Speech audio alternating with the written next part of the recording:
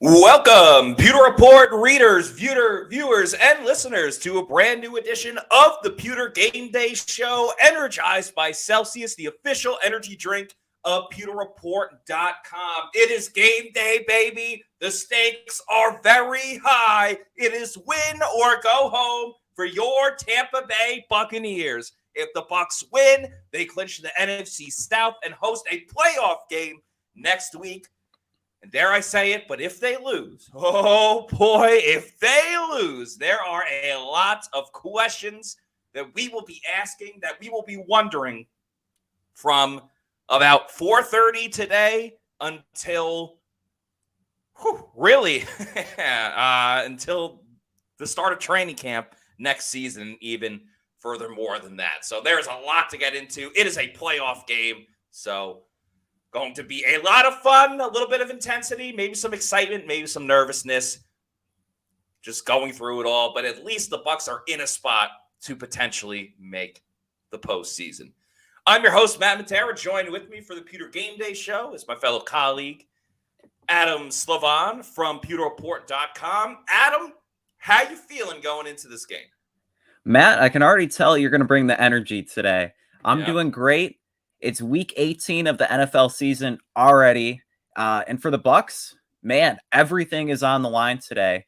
You said it best. I mean, we'll know the direction of this team going forward in just a few hours from now, whether they win, whether they lose, and how it's done. Is it going to be a convincing win? Is it going to be a demoralizing loss?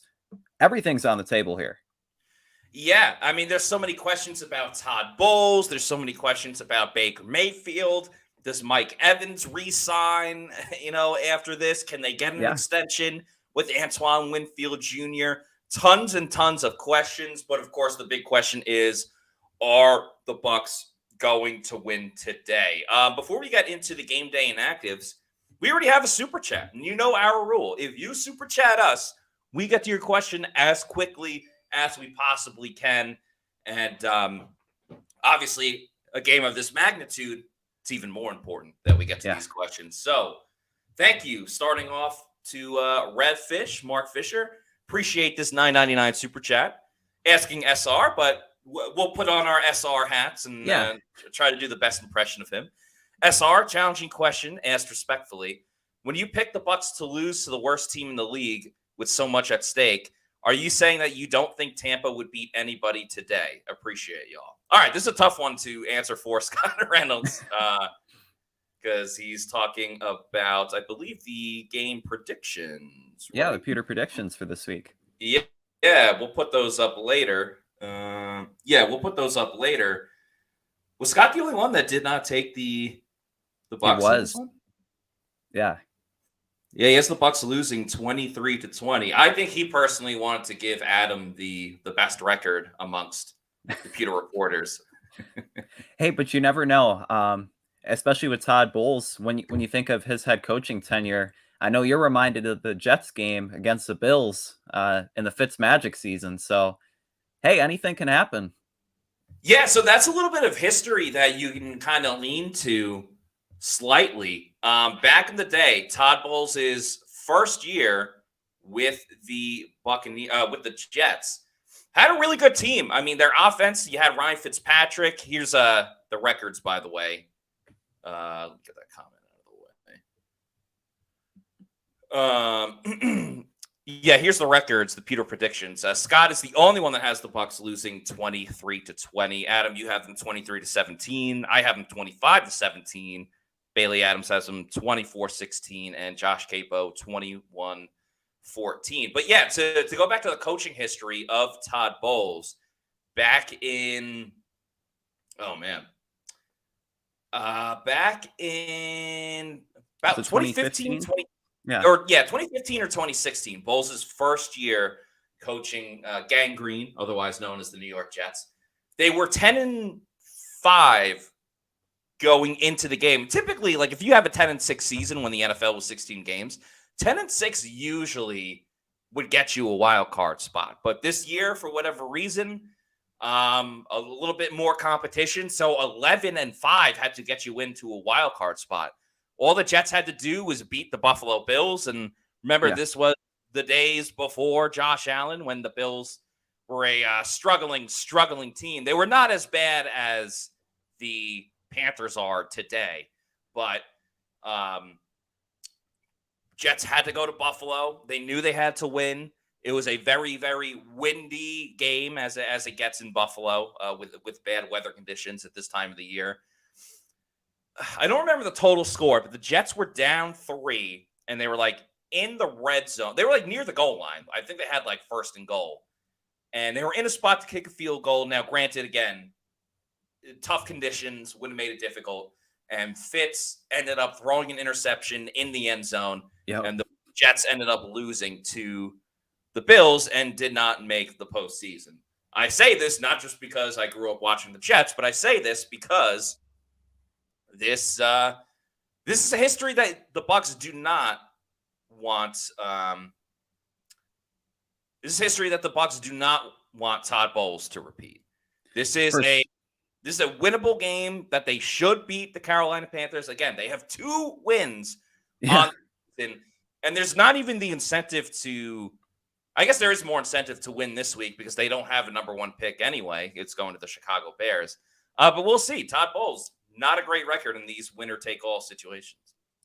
Yeah, for sure. And when I'm kind of thinking of the Bucs today, I'm reminded of Frank Sinatra back in the day. He had a song called My Way.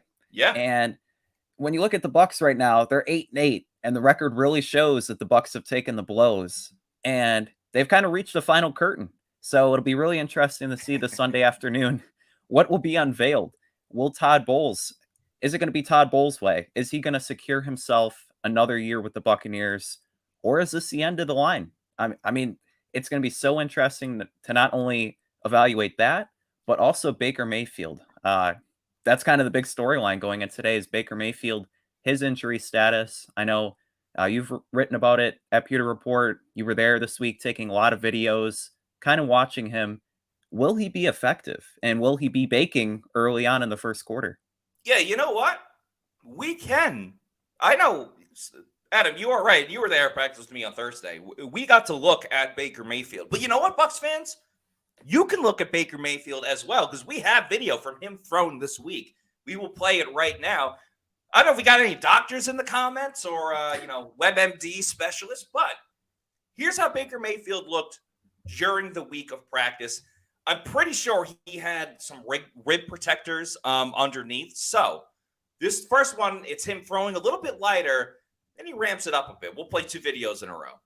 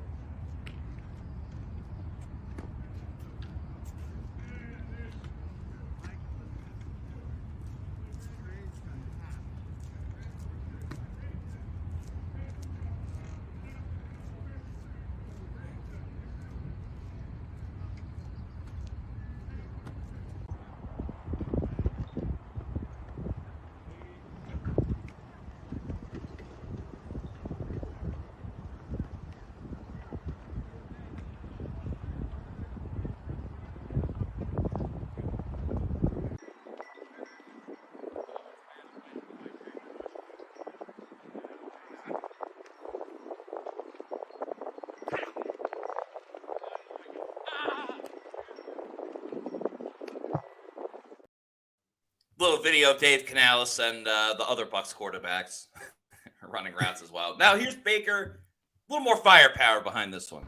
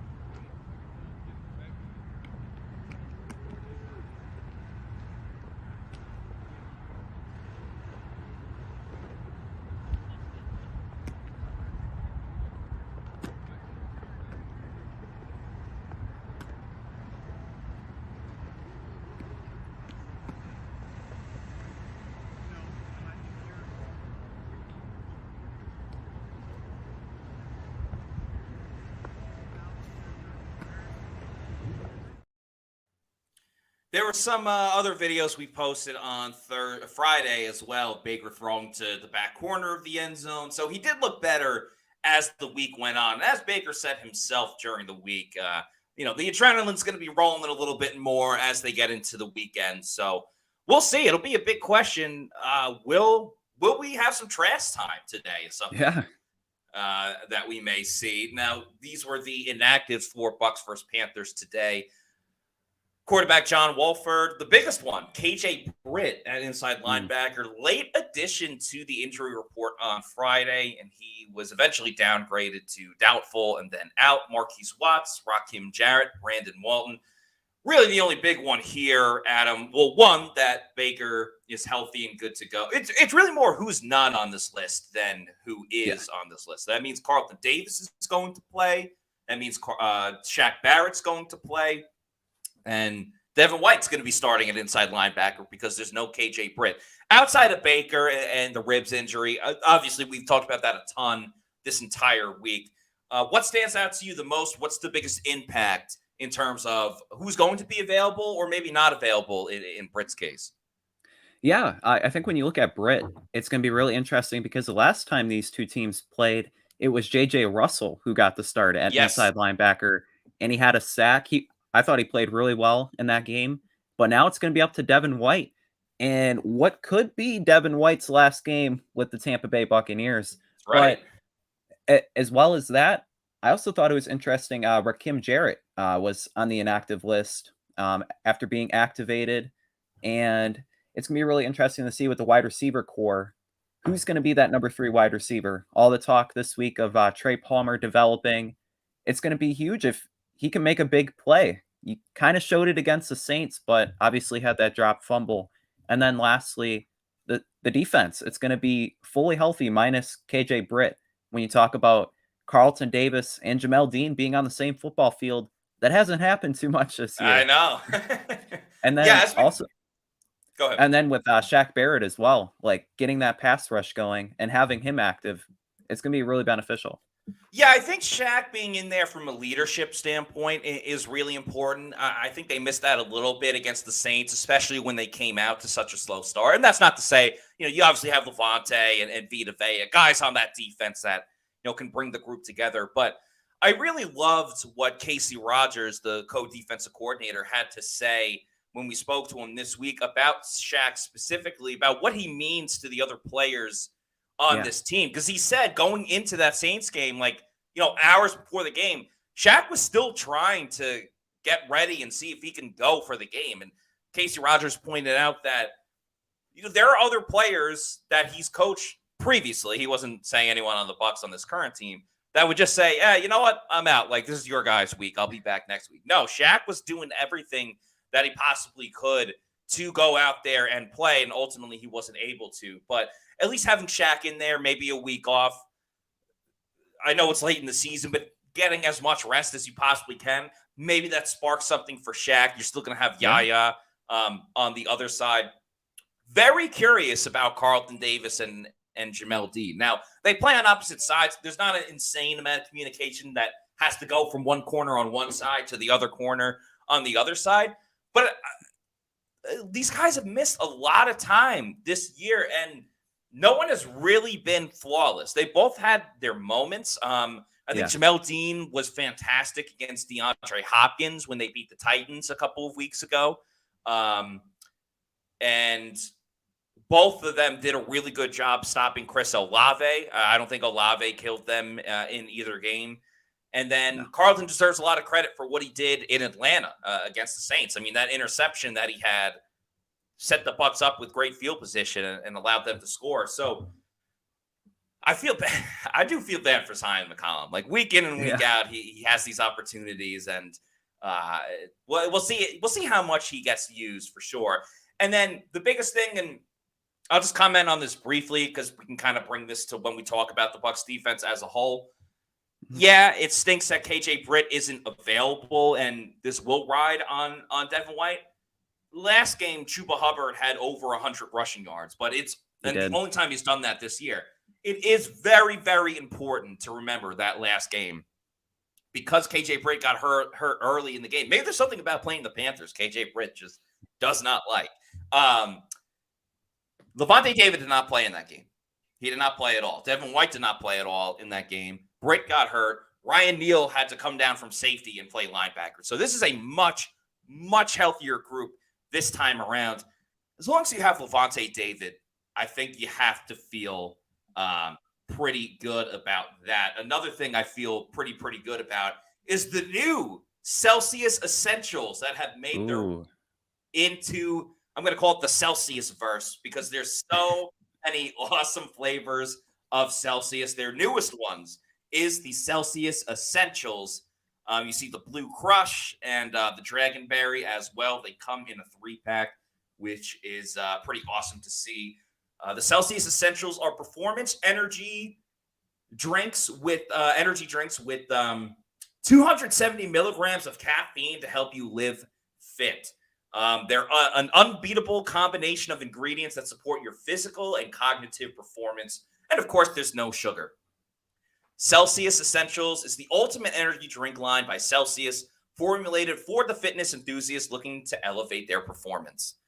They're made by the MetaPlus formula and have 3 essential aminos. The Celsius Essentials provides you with an unbeatable combination of ingredients that support your physical performance and, like I said before, your cognitive performance. With this special formulated lineup of bold flavors, Celsius Essentials is a game changer for those wanting to unlock their full potential and take their fitness journey to the next level. They are available at 7-Elevens nationwide. You can get them in a 3-flavor variety pack, now available at Walmart as well. And, they are rolling out nationwide at select retailers. You can also get all the flavors at Amazon. We're big fans of Amazon. We're also big fans of the original flavors as well. So maybe you want to mix and match a little bit, get the new Celsius Essentials, or you want to go with an OG like the sparkling watermelon, sparkling lemon lime, the Fuji apple pear, peach mango, sparkling orange, strawberry lemonade, the cola flavor, my personal favorite, the Arctic 5. There's so many awesome, great flavors. So if you need to know where to find a Celsius energy drink, go to the Celsius store locator, punch in your address, and it'll tell you the closest geographical location where you can pick one up. Could be, as we mentioned, a 7-Eleven, a Walmart, maybe it's a health and fitness store, a local gas station, or where's that place in Wisconsin, Adam? Quick Trip. Yeah, you could go to a Quick Trip, or maybe, just maybe, you could find one at your local bodega. Bodega. And once you keep going to your bodega and you know you love Celsius and you want to get more of it, you can get it in bulk. That's when you go back to Amazon. I'd recommend getting the variety pack because variety is the spice of life.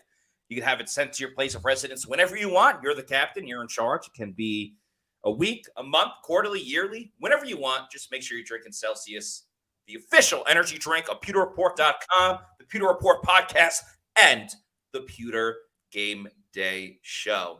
Okay, Adam, as we move the show along, we're about almost half an hour until kickoff. Before we get into when the Bucs are on offense, I posted this question on Twitter, X, whatever the hell you want to call it now. Let's take out the benefit of getting the ball to start the second half. Mm-hmm. Momentum-wise, would you rather the Bucs come out on offense or defense? Ooh, that's a good question. If I had to pick, I would say offense. I feel as if they score, whether that's even 3 points or a touchdown, and get that early lead. I think the early lead is going to be what leads the Buccaneers to victory today.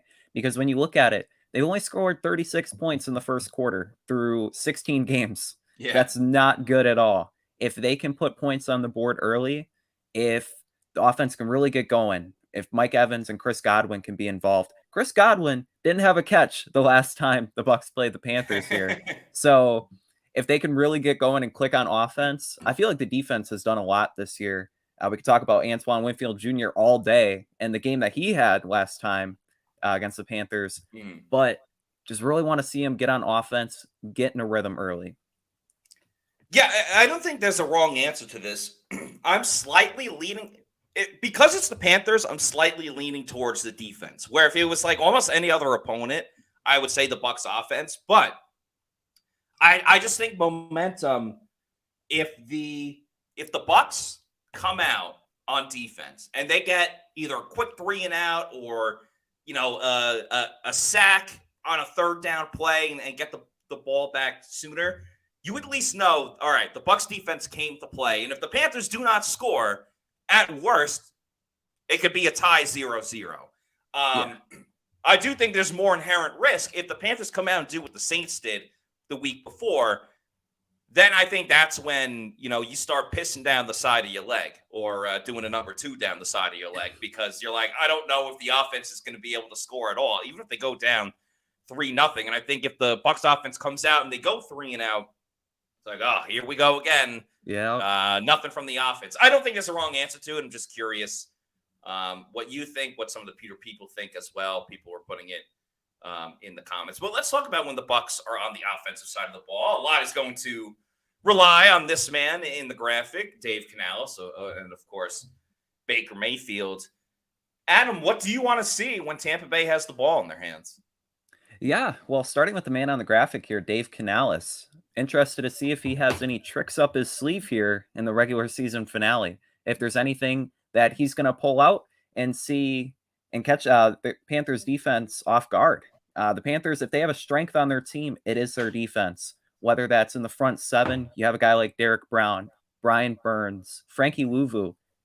The key here will be to stop Carolina from getting momentum on defense. We talked about how the offense really needs to get going, how a lot here is riding on Baker Mayfield in his Carolina return. Yeah. And, he's going to be fired up, and regardless of his ribs injury, to me, I don't know if you see it the same way, Matt. This is a career-defining game for Baker Mayfield. If he can win this game, it proves so many of his doubters wrong. And doing it in Carolina with an injury, leading the Bucs above 500, just really excited to see if he gets going on offense and starts baking. And lastly, I just want to say how balanced will the offense be in this game, I think is going to be key. Because last time, Rachaad White, he had 20 carries for 84 yards. And Dave Canales this week, he talked about how he wants a balanced offense, even through thick and thin. They were sticking with the run game. A lot of times that's 1-2 yard runs up the middle, but all it takes is one big run, 20, 30-yard run to really get going. First of all, I love your bold take about a career-defining game for Baker Mayfield. I'm not saying you're wrong. I would just tweak it a bit in the sense of, I feel like this is chapter 2 for Baker in his NFL career. You could even say chapter 3, but I really think chapter 2, the beginning of chapter 2 starts with him getting traded to Carolina, getting cut by Carolina, the Rams, and now the Bucs. In his second act, I guess, if we will say, this absolutely could be career-defining. If he puts up a big game, then you look at his final numbers, his touchdowns and yards to interceptions ratio, winning a division, having a winning record, getting that second contract. It's kind of like the Geno Smith story, but a little bit different because there was always way more pressure on Baker than there was Geno Smith. There was always way more publicity about Baker Mayfield and Geno Smith. The only reason why Geno Smith got a fair amount of it, again, I'm not trying to bring up the Jets, but he played in New York. If Geno Smith went to the freaking Titans, no one would really care about his It'd be like Malik Willis. Exactly. So Baker, I do agree with you. This is a gigantic moment for him. Now, in terms of what I want to see from the Buccaneers offense, I'm not saying you have to run it 25 times, but have efficient runs. This Panthers team, you laid out a number of good players on the Panthers defense, and that's the one side of the ball that's kept them competitive in games this season. They still are terrible at stopping the run. I mean, last week, Travis Etienne, with a backup quarterback, I think went for over 120 rushing yards or something like that. The Jaguars' run game stinks. It's terrible. We all saw it. The Bucs played the Jaguars 2 weeks ago. Week after week, the Panthers allow individual rushers to get over 80, 85 yards, something like that. And because of Baker's ribs, he's clearly not 100%. And I'm not saying they have to baby him, coddle him, But you know what could really help a guy out that's throwing the ball with broken ribs or injured ribs? Yeah. Run the ball and run it efficiently. So I'm not saying they have to run it 30 times, but I am saying when you do run the ball, it cannot be these 1-yard plays, cannot be these 2-yard plays. They have to get the job done on the ground. The second thing, and this is not rocket science by any means, the Panthers defensively, I do not know why, and they've had different coordinators, different systems, so it's not it's not just like one guy who's being extremely stubborn.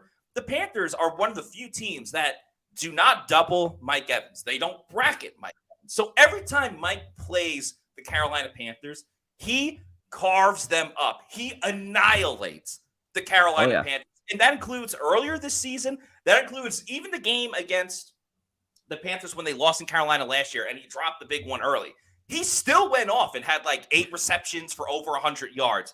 And then when they needed to win in Tampa Bay last year against Carolina, Mike had another insane game. He just goes insane against the Panthers. And you saw he had a hat trick. Yeah, exactly. He had a hat trick. So I know everyone wants Chris Godwin to get 1,000 yards receiving. What does he need? Like 28 yards or something like that? It's relatively really small. You can still get Chris Godwin the ball, but it's win or go home. Mike Evans has to be involved, and he has to be involved all the time. All the time. So that's my second thing. The third thing I really want to see, not really want to see, but Canales has alluded to this in the past. He hasn't shown everything in his playbook just yet. Well, now's the freaking time to do it, Dave. Now is the time to do it. So this is more of a prediction than anything else. I think we see some kind of trick play today from the Bucs. Remember, Chris Godwin did attempt a pass earlier this season. Seems like many, many moons ago, but Chris Godwin attempted a pass. I think we see some type of like flea flicker or I don't even know what, but some type of trick play that the Panthers will not be expecting, and the Bucs hit it for either a big chunk play or for a touchdown. Because they haven't shown anything yet. I understand you want to get to the playoffs and you'd rather show it against the Eagles in the wild card round than a 2-win Panthers team. But this is win at all cost. And I do think we'll end up seeing a trick play in this game. That is my my final prediction for that. Before we talk about when the Bucs are on defense, let's get to a couple super chats. Starting with my main man, Paul, a.k.a. Florida Dreamhouse. Thanks for the $5 super chat. Says, no matter what happens today, Pewter Report made the season fun for me. Made some money, lots of laughs, and hot Bucs takes. Matty Diamonds and I will bank today, and the Bucs win. Paul, cannot thank you enough for your kindness throughout the season and today. So glad you have enjoyed it. I tweeted out my picks before. I'll tell them on the show a little bit when we get closer to kickoff. But if you want to win some money, you will follow Matty Diamonds again today. Matty Diamonds, baby. When it comes to player props, you don't go to ESPN. You don't go to Bleacher Report. You come to me. You come to me, Matty Diamonds. Thank you, Paul, for the comment, though. Deontay Incel with the $4.99 super chat says, we have to have better play calling on both sides of the ball today. Deontay, absolutely agree with you. Thanks for the $4.99 super chat. And Adam, I think for the offense specifically, what's important, and we saw it last week, Canales has to be ready to adjust. I get it. He wants to run the football. I get it. He wants to do this and do this. You have to be ready to adjust. If you're down 15 points, you got to start throwing the ball. I think he waited too long last week. Settle for a 4-yard run. Yeah, I think he waited too long last week to really start getting it going. And so that's something I really want to see today. Yeah, agree wholeheartedly. And as on both sides of the ball, defensively too. No off coverage, please. No 8 to 10 yards off the opposing wide receivers. Without Jonathan Mingo today, the only real wide receivers the Panthers have are Adam Thielen and DJ Chark. That's it. I mean, the Bucs defense has every opportunity in the world today to be stingy, to be that kind of defense, even when they went up against the Titans, against another rookie quarterback, only giving up 6 points. There should be no reason that the Panthers score 17, 18 points today when they have the 31st ranked offense in football. Yeah. If Todd Bowles can dial up blitzes, Bryce Young, he completed under 50% of his passes last time that these two teams played. it can happen again very easily. Oh, it absolutely can. Shout out to Kyle Dugan, aka Dukes, for the $2 super chat. Kyle, while supporting the Bucs, is also a Patriots fan. He wants the Patriots to get a better draft pick. So he says, "Go Jets, go! Play like a Jet today." Well, playing like a Jet means like you absolutely suck playing football. They do have some good players on that team, most notably Quincy Williams, and Sauce Gardner, and Breece Hall, and Garrett Wilson. But Patriots are scumbags. We'll see what happens today. Kind of torn with Bill because Belichick, the Patriots, too. Yeah, because if the Patriots win, it's the 16th time in a row that they beat the Jets. But it would get the Patriots a worse draft pick. But it'd also be kind of nice to see Bill Belichick lose as he goes out the door. So a little bit conflicted with that. Nonetheless, thank you, Kyle Dugan, for the $2 super chat. Appreciate you. Another person we appreciate greatly is Eric Gross and the Eric Gross Realty Group. When the Bucs are on offense and defense, that is brought to you by Eric Gross. And I know Eric's going to be rooting hard for the Bucs today. He's a huge Buccaneers fan, and as much as he loves the Bucs, he also loves even more being an excellent worker and provider for his clients. If you are trying to buy a home in the Tampa Bay area or selling a home in the Tampa Bay area, Eric is the perfect person to go to in the Eric Gross Realty Group. Buying a home is one of the most important things that you'll do in your life. So if you're going to go through it, you want to work with someone that you can get along with, and that's exactly Eric. He loves learning about his clients, their needs, what they want, what their dream is. He's a family-oriented man himself, so he understands how important this process is, and a lot of people that are buying homes have their family in mind and their future in mind. So he's always willing to go the extra mile. He's got a great family. His dad is stationed from the Air Force, the MacDill Air Force military base as well. So has a great background. Like I said, a huge Bucs fan. So if you're going to be working with someone, if you're buying a home, might as well talk with someone you can get along with and chat Bucs football with. And Eric's been on the show a couple times. We'll get him on the show again sometime soon. So if you need to know where to find Eric in the Eric Gross Group, give him a call at 513-907-4271. That's 513-907-4271. Or go to www.housesinfla.com and check out all that they can provide for you. A huge shout out to Eric Gross and the Eric Gross Group, the official realty group of PewterReport.com and the Pewter Report podcast and the Pewter GameDay Show. All right, let's talk about a little defense now when the Bucs are on the defensive side of the football. Adam, if you're Todd Bowles and you're dialing up some plays for Tampa Bay, what's your idea? Yeah, so kind of alluded to it. Blitzing Bryce Young, I think, is the main objective here.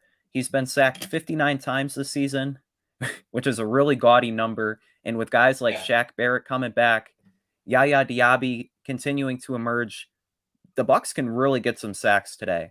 And as well as that, I think the key to stopping the Panthers offense starts with stopping Chuba Hubbard. Last time, he had 25 carries for 104 yards and 2 touchdowns. So run defense. If the Bucs can get the run defense down and dial up blitzes, having Jamel Dean and Carlton Davis back will be a boon to the secondary. And there's this guy named Antoine Winfield Jr. The last time he had 3 pass deflections, 2 tackles for a loss, an interception, and a sack. So you know he's going to make plays, and everything else will kind of go around him. So that's my take on it. Yeah, so I'm totally with you with stopping the run. I think that really helped Carolina the first time. But like I said earlier, you got all these guys healthy now. So I think the Panthers will very much be one-dimensional today. The only thing I worry about with the Bucs defense is, listen, at times we've seen them look great. The first game against New Orleans earlier in the season, and then most notably against the Jaguars a couple of weeks ago. This defense has potential to play extremely, extremely well. But it all matters on 2 things. 1, can they get to the quarterback? And 2, can they take the ball away? If they don't create turnovers, they don't win games. And that's a little bit risky to kind of live by, but that's just kind of the situation that the Bucs are in. I'm not going to sit here and be like, oh, I hope this is the week that the Bucs generate a pass rush with just 4 players. we got to be realistic. That's probably not going to happen. But because it's the Panthers and they allow a ton of a ton of hits on the quarterbacks and a ton of sacks, I see no reason why Antoine Winfield Jr. can't get a sack, or Devin White or Levante David blitzing. I do think the blitzes will work today. It's just a matter of can Carlton Davis and Jamel Dean stay in coverage and kind of do their job taking the wide receivers out of the game. And Mingo isn't playing for the Panthers. He was one of their best receivers this season. It's important to make sure you take him out of the game. And I'm with you. I mean, I think Antoine Winfield Jr., we talk about Baker playing with a chip on his shoulder. Antoine just got snubbed from the Pro Bowl. Everybody's talking about it. So what better way to show to everybody that, one, that the Pro Bowl is kind of BS, and two, it's even more ridiculous and absurd that he didn't get in by, I don't know, having a pick six today or having like a crazy wild moment. So yeah, you got to rely on your best players in the big moments. I really think Yaya Diaby's going to make a big play because he's had some TFLs lately, but the sacks, we haven't seen that in about 2 weeks. I think someone makes a huge play for the Bucs defense today. I'm just not exactly sure who it's going to be. But if they can generate pressure, if they get the sacks going, if they get the blitzes working, I think the Bucs will be fine. Yeah, definitely. Make some great points. And also, Yaya Diaby and Antoine Winfield Jr. both had sacks last time. So, hey, a repeat performance would be pretty good. Would be very, very nice to see from this team. We are about 15 minutes away from the start of the game. But guys, don't you worry. We're not done with the pregame show. We will, of course, have the game day show and the live opinions and everything like that coming up. I'll be on the show interacting with everybody. That starts at 1 o'clock. So you don't have to touch that dial. You don't have to click on a new link or anything like that. It'll just be right here on our YouTube channel. By the way, please like and subscribe. We are less than 150 subscribers away from 13,000. That would be an awesome, awesome milestone to get by the end by today, by the end of the season. We don't know if the season's going to be done today or if it'll be done next week. So please like and subscribe to our YouTube channel, or if you're already doing so, thank you. Maybe go out and tell a friend. Okay, let's go to the key matchups when the Bucs are on the offensive side of the football facing the Panthers defensive side. First up, we got Aaron Stinney against Derek Brown. Adam, who's your choice? Yeah, it's easy to me. Derek Brown, the Panthers, one of the best interior defensive linemen in football this season, going up against a left guard that has really struggled. Josh Capo made a great case for Matt Filer taking over at left guard, just based on the fact that Stinney, after providing a spark to the offense, he's kind of been a liability in the past couple of weeks. So definitely would side with Derek Brown here. PFF has him ranked as the 4th best defensive tackle in football. And Aaron Stinney, he's kind of been the weak link on the offensive line. Yeah, Stinney has struggled as of late. And I actually got asked the other day, like, who would you rather, like, should the Bucs go back to Matt Filer? And obviously Josh Capo makes a very good case. Josh is great at what he does. By the way, Josh is at the facility today, the stadium today for Bucs versus Panthers. So he'll be live for everything. And he makes a good choice.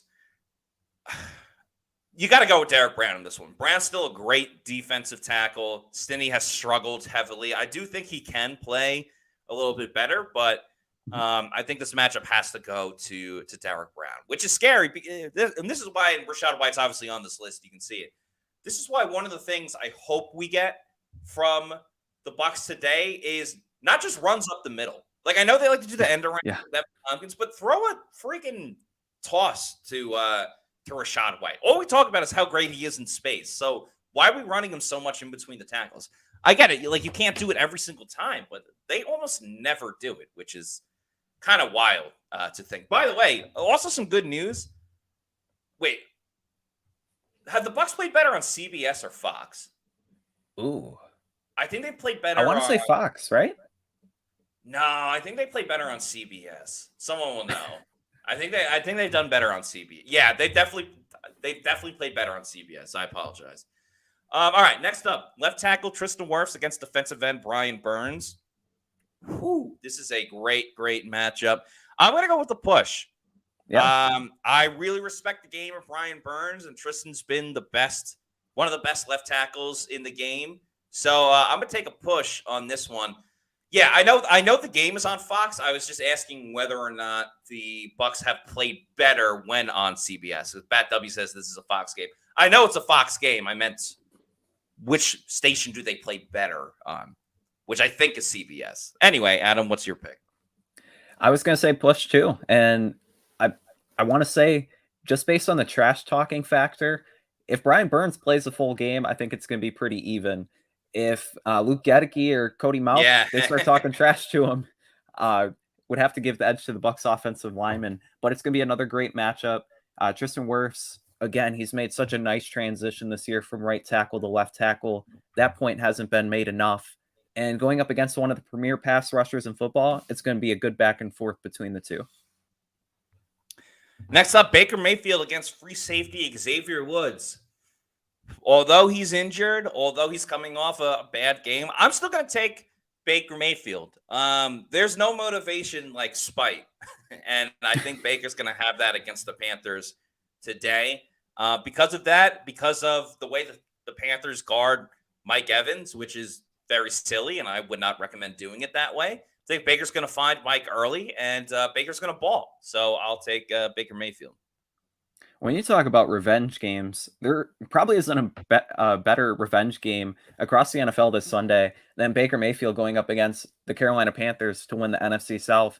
I have to side with Mayfield here. And also, there's two milestones he's very close to obtaining. He's 93 yards away from 4,000 passing yards and 2 touchdowns away from hitting 30.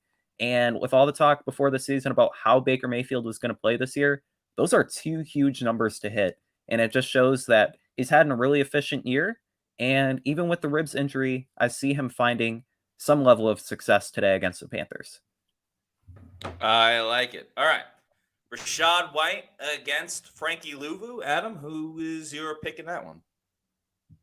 If the Bucs use Rachaad White, how you mentioned, with more toss plays and getting him more involved in the passing game, rather than just runs up the middle, would have to side with Rachaad White here. But again, Frankie Louvu, he's a really good linebacker in pretty much all aspects. He's really well-rounded in pass rush, run defense, and getting tackles. It's going to be a great matchup. I'd give the slight edge to Rachaad White, though, just based on the versatility that he brings. So I think running-wise, I give it to Louvu, but receiving-wise, I give it to Rachaad White. So you add that up, they cancel each other out. I'm going to take a push in Rachaad White against Frankie Louvu. And then last but not least, Mike Evans against Dante Jackson. I think this one goes without saying. The answer is Mike Evans. Do you disagree at all, Adam? No, I don't think anything more needs to be said. I mean, it's Mike Evans, Mr. Right. Pro Bowler himself. Great.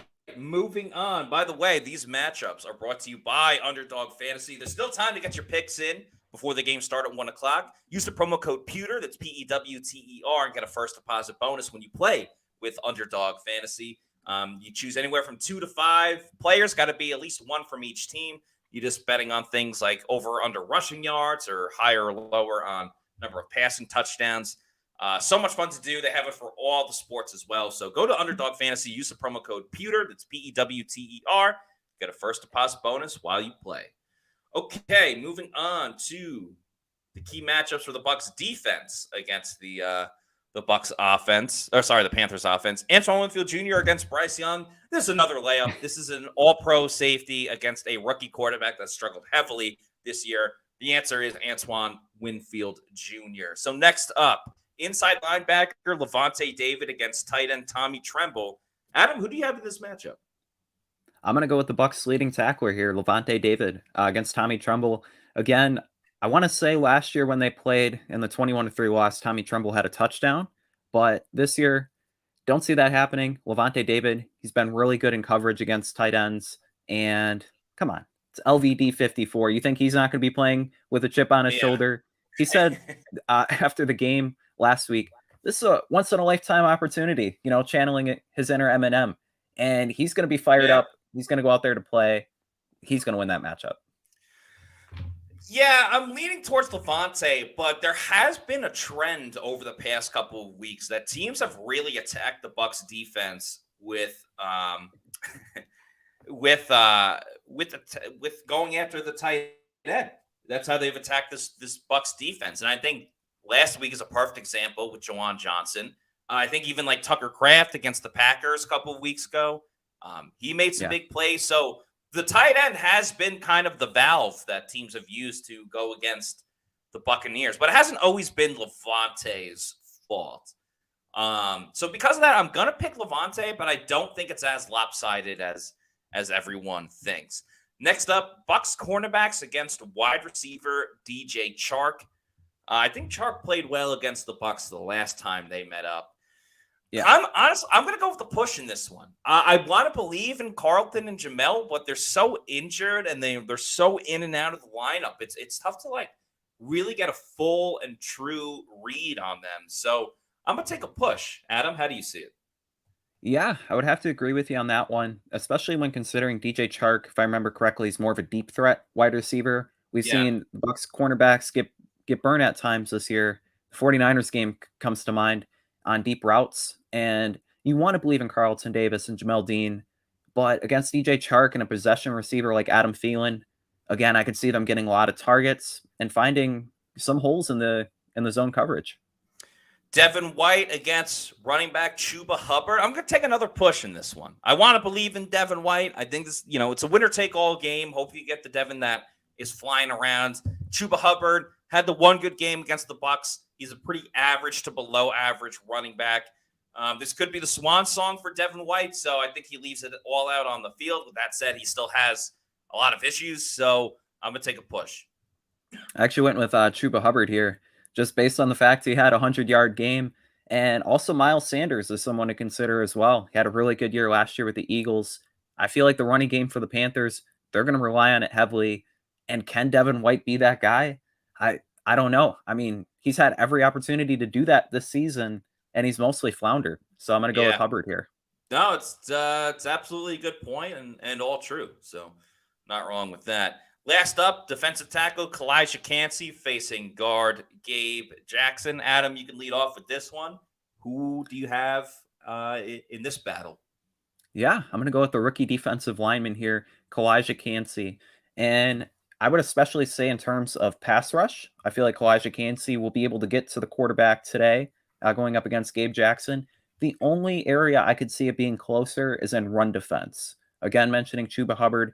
If Kalijah Cansey has maybe an area to look to improve on in the offseason, it would be run defense. A lot of times he's kind of missing in the middle, and it can't happen today. So I think it's Cansey with that caveat. Yeah, I like what you said there. I'm going to take Kalijah Cansey as well. The run game, him being able to stop it is a little bit of a concern, but I love what he does as a pass rusher. And, as we said, the Panthers do a really, really poor job of protecting Bryce Young and protecting the quarterback as a unit, as a group. So because of that, I'm going to take Kalijah Cansey in this matchup. By the way, if you want to bet on this game, you still can. You can do it over at mybookie.ag. The Bucs are a 3.5-point favorite. The over is 37, and I think it's even gone down to 36.5. I did take the Bucs minus 3.5. I took the over of 37. I think the Bucs offense gets on track a little bit in this game. And, of course, if you found a $100 bill on the ground, you wouldn't walk past it. So don't pass up a chance at easy cash with MyBookie.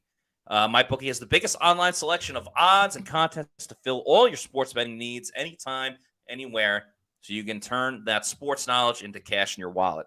Bet on the NFL, the College Football National Championship, play for a share of big cash prizes in the weekly blackjack tournaments. If you've been waiting for the right time to get in on the action, that time is now. So make your winning move today. Sign up in MyBookie using the promo code Pewter, it's P-E-W-T-E-R. Claim your deposit match redeemable up to $1,000. So that's $1,000 free in your MyBookie bank account. Even if you learn from Plant City Math, you know that is a heck of a deal. So that's promo code Pewter to claim your bonus, PEWTER. Experience the thrill of sports betting right from the comfort of your own home. So bet anything, anytime, anywhere with MyBookie.ag using that promo code Pewter, PEWTER. All right, folks, if you have not done it yet, there's still a little bit of time. The picks I made today, remember, I'm 6-0 in my last 6 player props. If you want to win some money today, get it in soon. The 3 picks I like the most, feel free to pick them one at a time or do a parlay. Pick all 3. Mike Evans, longest reception over 24.5 receiving yards or over 24.5 yards. Rachaad White over 70.5 rushing yards. And Chase Money McLaughlin over 1.5 field goals. Take them individually, parlay them. I tweeted it out before. I really like those picks. If you want to go even further, I would suggest the under on Chuba Hubbard's rushing yards and the under on the number of catches for Cade Otton or receiving yards. Your choice. But Mike Evans, over 24.5 on his longest catch of the day. Mike Evans, if he only makes 1 catch of the day, it's for 35 yards, it still hits. Rachaad White trying to get 1,000 yards on the season, over 70.5 rushing yards, and Chase McLaughlin over 1.5 field goals. Matty Diamonds got you covered. We're winning more in 2024. So make sure. That's a good slogan right there. Yeah. Make sure you tail those. Paul, a.k.a. Florida Dreamhouse with the $2 super chat says, what is the over-under Tepper throws a drink at Baker? Well, I mean, if you're only going to find him $300,000, to start watching, I'm going to say I'm going to say under. He's got to wait a week. He's got to let the heat cool down for a little bit. Also, Jarvel5, love this comment, says, here for the game, staying for the Matty Diamonds prop bet freak out. Hey, it makes the game more interesting, especially last week when the game was done against the Bucs. By the way, where was it? Oh, the predictions. We all have the Bucs winning today, except for Scott Reynolds. I know we put this up before, but want to put it up again. We all got the Bucs winning, except for SR. So hopefully Scott is wrong. We shall see. Adam, thank you for joining me on the show today. Any parting thoughts before this game gets going? Just want to say there's no excuses now. Anything can happen any given Sunday, but for the Bucs today, it's win or go home. It's either go to the playoffs or sit on the couch. So no excuses. All of them have to come out and play, from Baker Mayfield to Devin White. So that's what I got. I like it. Appreciate Adam. Make sure you follow him on all of our social media. He'll be writing one of our post-game stories today. So, Adam, thank you so much. We're about to get this game going. So, one more time, I'm going to hit that music.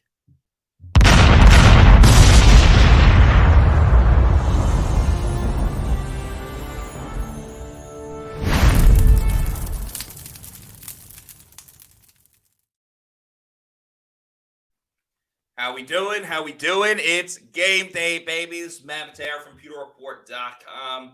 We are getting ready for Bucs versus Panthers. Everything is on the line for the Bucs. Win, and they're in. And they host a home playoff game. But lose, especially to a 2-win Carolina Panthers team, that would not be ideal. But this game's about to kick off in a couple of seconds. I'm going to put on a ton of comments from everybody today. Always appreciate the Pewter people that joined me for this. As Josue Ortiz says, let's raise old Davey Tep's blood pressure today. I think the blood pressure of every fan watching this game may raise a little bit today, depending on how the Bucs start. Jarvel5 says, hi. Hello, Jarvel5. And Angle says, today is do or die. It absolutely is. There's going to be a lot that changes from today if Tampa Bay loses. So hopefully things work out for the better for the Bucs, and they will actually be getting the ball first. So we'll see how this offense looks. 0-0. There we go. All right, we are underway. Devin Tompkins, Lets the ball go into the end zone for a touchback. And the Bucs offense gets started. Oh, man. The drama in this game. Like, there's a lot of tension. I mean, this could be Mike Evans' last game. Could be Devin White's last game. We shall see. See if the Bucs line up in shotgun to start. Tanner James Goff says, "Let's go, Tampa Bay." You got to be fired up. The competitive juices have to be flowing. They start out with the pass. Baker looking. It is caught by Mike Evans for about 7 to 8 yards. So they're getting Mike Evans involved early in the game. I think that is very, very important. Remember, I got higher or over than 24.5 receiving yards for Mike Evans. So definitely will be paying attention to that as well.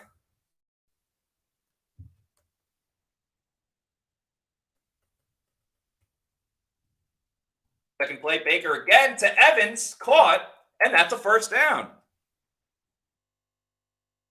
Yeah, long reception over 24.5 yards.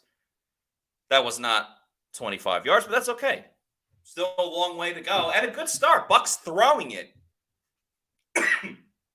early in this game, which is very important. Narav says, Celsius in Stanley, LFG.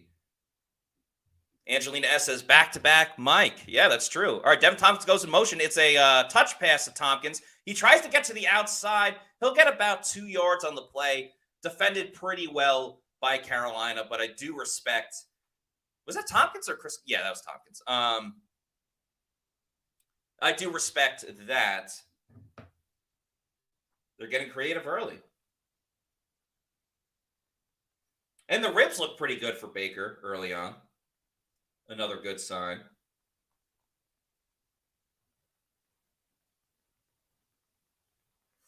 Baker dropping back to pass, looking to go. Knocked away, nearly picked.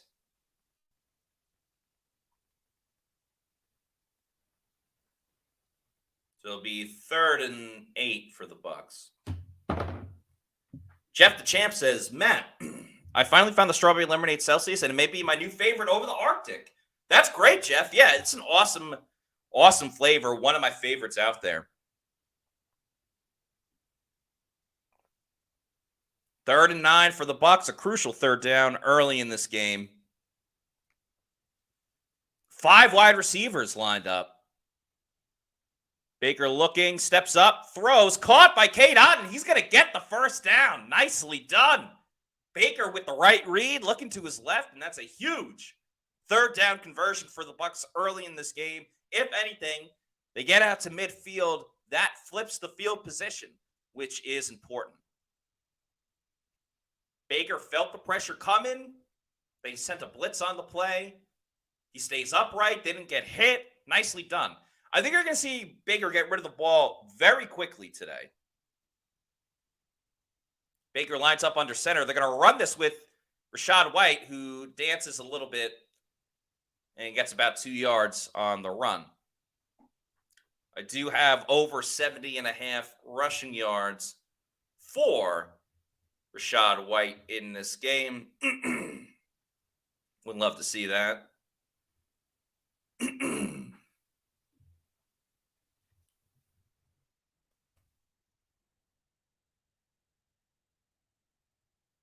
Also, Chase McLaughlin over 1.5 field goals, too. But hey, we'll worry about that when it comes down to it later. 2nd and 9 for the Bucs. Baker passing again. Bucs come out slinging it early.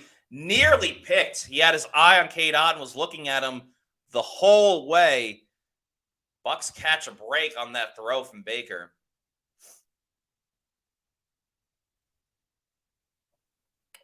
Yeah, Panthers were in zone.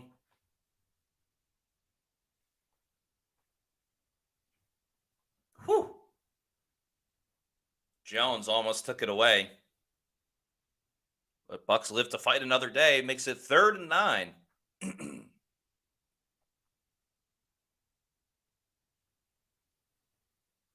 3 seconds on the play clock. Baker gets the snap. Looking, throwing down the field, looking for Evans. Oh, that would have hit. What a freaking hit. Damn it. Just a little bit wide of Mike Evans. Oh, that hurts.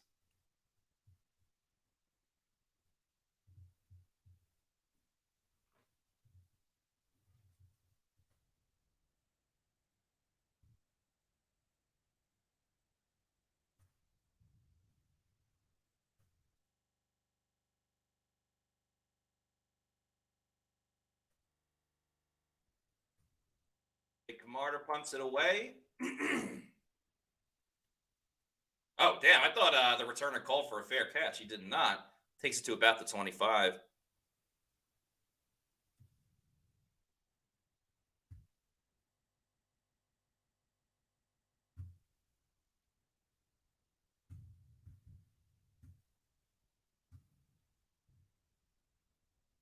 Oh, would have loved that throw to Mike Evans.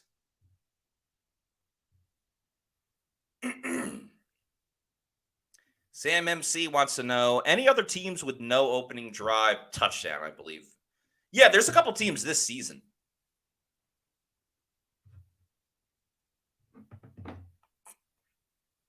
Lawrence Lowe wants to know, is Baker the starter? Yep, Baker is starting. Maybe you're not able to watch at the moment. Angelina S says, well, that makes it 17 straight games without opening drive touchdown. Yeah. Whatever. They've won 8 other games this season not doing that. So why start today? Yeah, Kenneth McClary says, Baker Mayfield's looking a bit hesitant. He's definitely getting rid of the ball quickly, and that was the first long throw that he's had to make. I think you'll see a lot of short and intermediate routes to begin the game. Excuse me. I imagine at some point the Panthers are going to pick up on this and force Baker to try to go deep. Which, again, if the run game got going, would be nice. Ryan Sheffer says, longer throws going to be rough. Yeah, I mean, in practice, we saw him throw it to the corner of the end zone about 20 yards out, but it's practice. There's no rush in your face. There's no defender trying to intercept the ball. Bucs guy says, that's not good for your Evans 25-yard reception, Matt. Yeah, but if he can throw it deep down the field, or they'll go to Kyle Trask. Long way to go. It's first quarter. First quarter indeed. Other games, Jacksonville just went up 3-0 over Tennessee. Atlanta and New Orleans are tied at 0-0. Atlanta has the ball on a 3rd and 5. Ritter looking down the field for Scotty Miller. Scotty Miller's wide open. He's going to take it to the 40, the 30. Oh, just tackled at about the 16. Scotty Miller with the big play. Good for Scotty. Gotta like Scotty.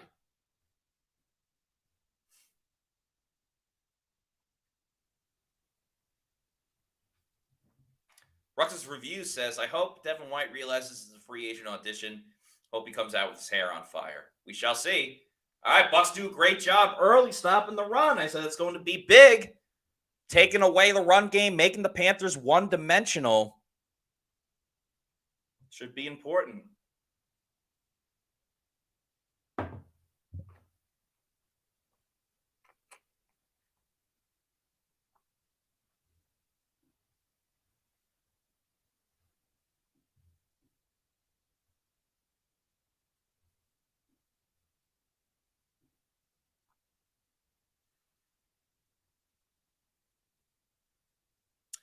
And not stopping the run on this play. Chuba Hubbard takes it 11, 12 yards.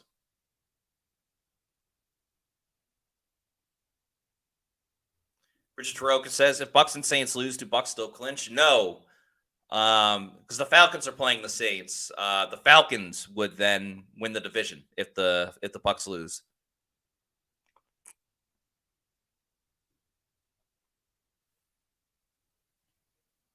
All right, Carolina got a first down. Little play action. Oh, Carlton Davis nearly had a pick. The ball went off the hands of the receiver or tight end. And it was to the side of Carlton Davis. It would have been a difficult play. But, man, Bucs blitzed Levante on that as well.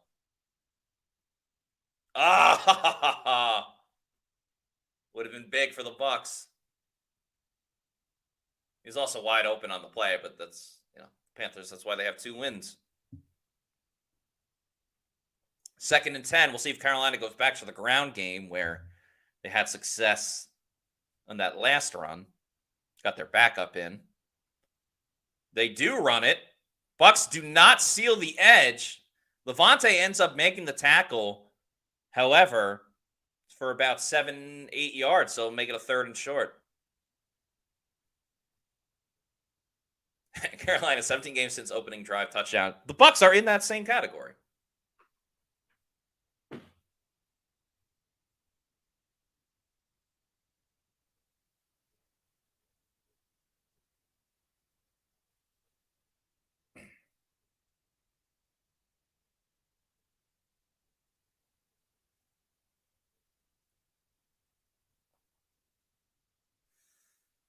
Third and 4. Bucs don't blitz. They do get to Bryce Young, and it looks like it's Oh, sorry, I'll give everyone a second. 3, 2, 1.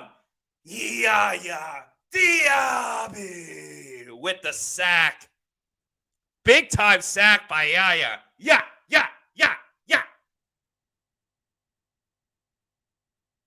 Nicely done by Yaya. There we go. Angle says, yeah. Daniel Gomez with the yaya. Angelina S with the yaya. Wayne with the yaya. Nicely done, everybody.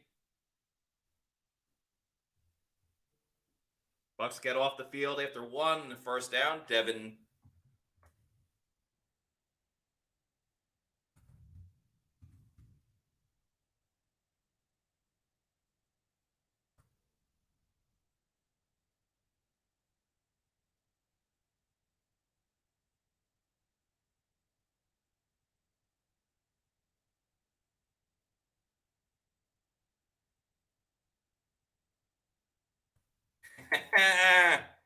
Yeah. So what's that, 7.5 sacks on the season?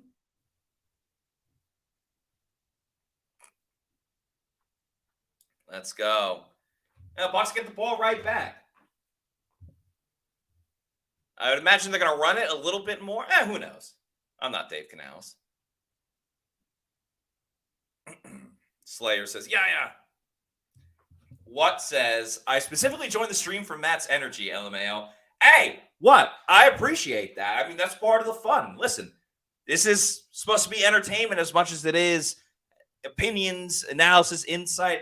You get a little bit of everything. You want the opinions? I got opinions for you. You want analysis? I can analyze this game. You want entertainment? I'll entertain the hell out of all you. That's what Matty Diamonds does, all right? Let's get to Leaders Productions SR voice. Yeah. I'm going to lose my voice if I keep doing the yeah voice. Maybe I could just like mime it out or something the rest of the game. That would that'd be very funny. Rafa 1-5. Where is it?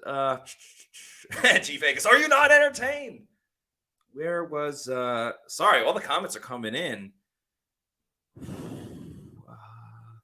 Yeah, Rafa 1589 says, incredible that Yaya isn't a rookie defensive player of the year candidate.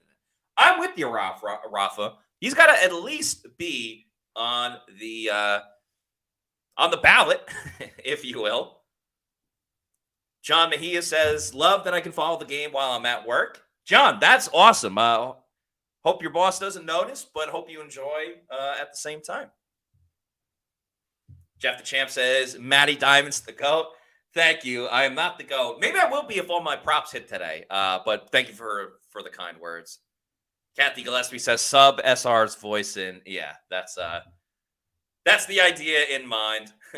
What says love you, Matt LMAO. Love you too. What?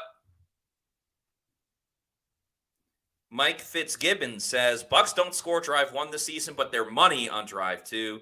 Jarnell 5. Matty Diamond's greater than Fox. I appreciate that. Justin says, as the Bucs start with the play action. A little short pass to Rachaad White, but he gets about 7 yards on the play. Why is no one besides Tampa media calling for Yaya as Defensive Rookie of the Year? Peter Schrager of Good Morning Football has. So Peter Schrager does deserve some credit because he has, but no one else has. Eugene Ruffin says, love being able to watch the game and react with my brethren. That's what it's all about. All the Pewter people. Nicola has a parlay. $9 to win $500 at the Magic, Warriors, Falcons, Bucs, Lions, and Dolphins win. Nicola, I'm rooting for you. Trustin Vorbeck had the big parlay last week. I think he won like $1,900 or something. Snap the ball, Baker. Bucs running up the middle. Rachaad White moving, dancing along the line. Gets the first down. That's 3 first downs on the game for the Bucs. Isn't Peter Schrager a local kid? I don't know, Daniel Gomez. I know Aaron Andrews is from the Tampa Bay area. I know Sarah Walsh lives in the Tampa Bay area. I don't know about Peter Schrager. Sam MC says, love Schrager, gives us Bucs fans a voice. All right, you set it down for the Bucs. They're closing in on 35. Still a long way to go. They're going to hand it off again with Sexy Chad, a.k.a. Rachaad White. Run game not showing much early on. Again, I wish the Bucs would run it to the outside more.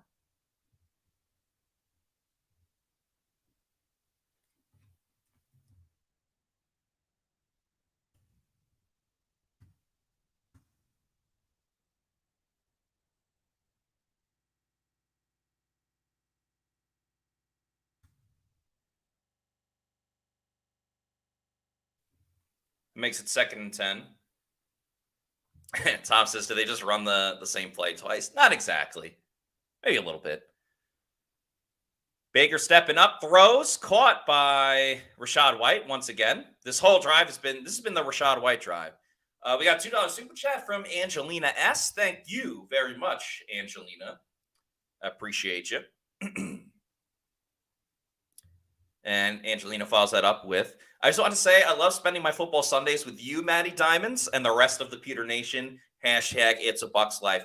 Angelina, that warms my heart hearing you say that. Thank you so much for the nice words. I love all the Pewter people, including you as well. Could not do this show without you. So thank you so much, Angelina. You are one of the many people that drives this show and this podcast. Baker is going deep down the field looking for a wide open Mike Evans. Oh! Oh, Mike! Oh, that was a huge play. Did he drop it?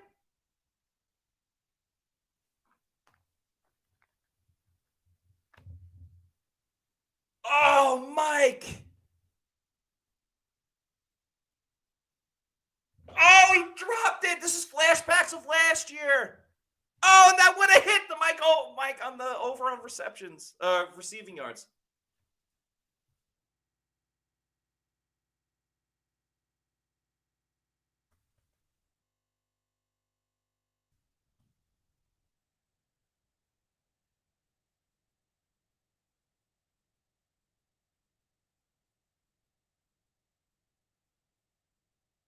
Oh.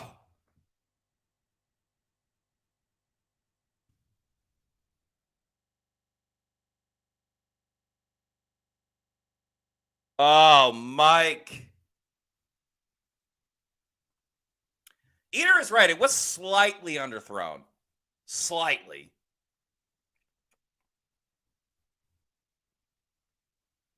That's why he dropped it. It's going to be one of those games. Mike drop. What the F? Bro, that was in the bread basket. Just say slightly underthrown by Baker, but Mike still should have put it. Oh, that hurts. That hurts. Mike Fitzgibbon says, hit him in the hands. Alden Duffield, OBJ had that problem as well. Lucas says that was a trash throw, while Daniel says catchable ball. Stan Glassman says that was on Baker, no doubt. George Constis says that would have been huge. Freddie Rothwell, thinking positive. I like this, Freddie. Freddie says Mike will make up for it. It always does. Richard Taroka says, sorry for cussing. I try not to curse too much on this show. It happens from time to time. That's just how I naturally talk. I don't know if it's because I'm from the Northeast or what. I think today's game is a lot on the line. My prop bets, the Bucs going to the playoffs, winning the division. There's a lot on the line. I think everybody is allowed one cuss word per quarter. That is the official. And for those that do not like cussing, I apologize in advance. Everyone gets one cuss word per quarter. Jake DeLuca says, I think Baker's injury is getting to him. He's literally one of the best deep pass throwers. That's not true. He struggled with his deep ball. A geek of one drops the F-bomb. Eater 17 says, we need to get Otten involved more. Baker's hurt. Hey, I think we're going to see a lot of short throws. Bucs guy says shiitake mushrooms. Kathy Gillespie says, pull out the cuss jar after using up your one. Oh, yeah. I mean, we could use super chats as a swear jar if you want. As the Panthers start their next drive. With the swing pass, Baker and Mike are talking it over. Yeah, that's a tough one.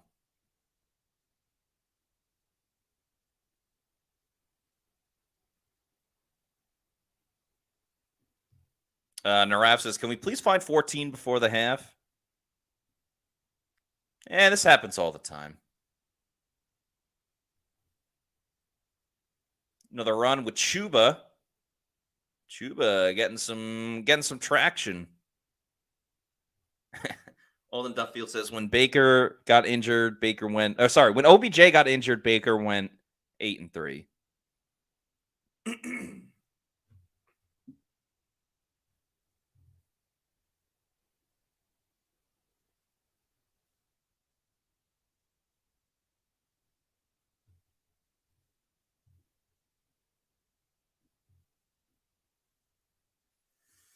Wayne says Bucs are struggling against a 2-14 team.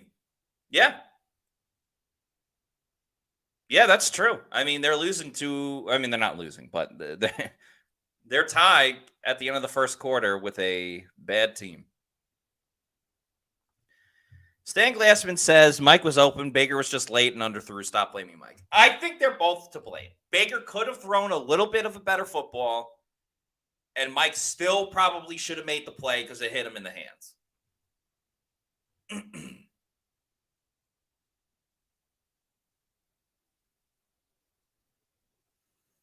Vita Vea friggin' riding Chuba Hubbard like a like a professional bull riding competition. 3rd and 4. We've seen the Bucs get off the field one time.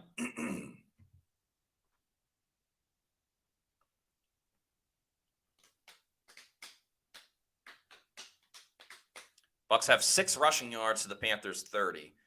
Not ideal for Rachaad White.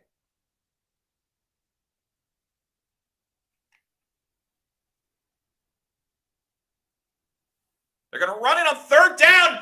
Devin White, get live 45. Huge tackle on 3rd down. Bucs are going to get the ball back.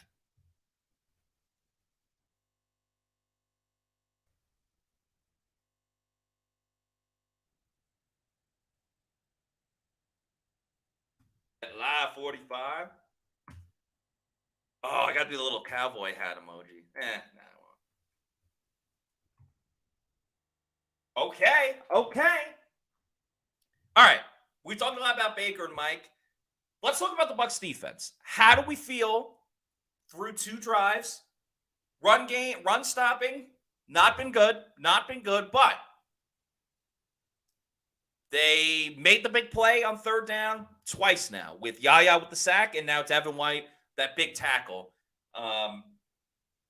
Give me your thoughts on the Buccaneers run game or the Buccaneers defense. I'm all over the place here.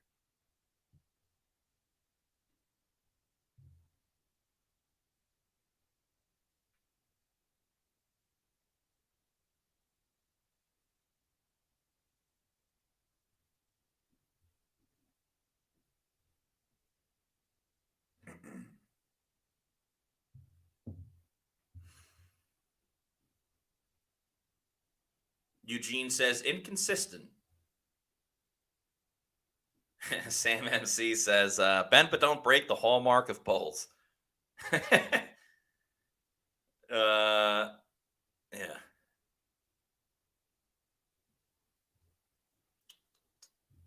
Tom says, more turnovers or I'm not happy.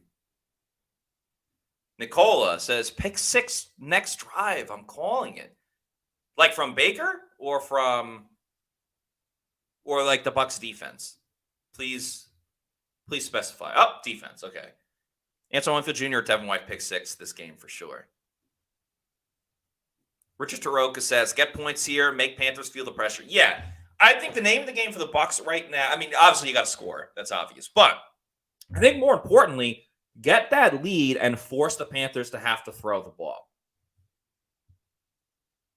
Eugene Ruffin says, why aren't we more aggressive on defense? Just wait and watch. I mean, I don't think that's true. All they do is blitz. All the Bucs do is blitz. Sam MC says, this is the drive Baker will hit Mike deep. Boy, I hope so. We need something on this drive. We need some good runs. I'm talking about my prop bets. We need some good runs from Rachaad White, and we need the big deep ball to Mike Evans.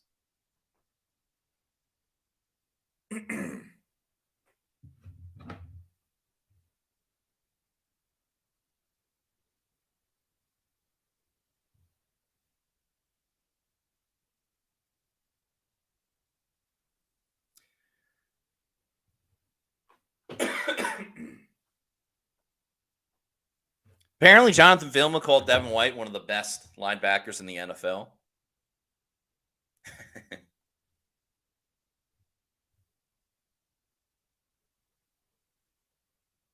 Chase Edmonds in the game. Of course, he runs the ball well. Michael Bauer, who's calling the plays? Well, Dave Canals is for the Bucs offense. If you're talking about the announcers, it's Kenny Albert and Jonathan Vilma. Mike Fitzgibbon says, just need to loosen the Carolina run defense up by hitting a couple long runs. Yeah, that was a good run by Chase Edmonds.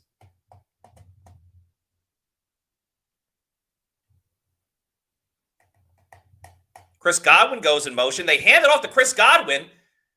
He gets the first down. I would have liked him to cut in a little bit earlier, but whatever. Doesn't matter. Got the first down. Praise be.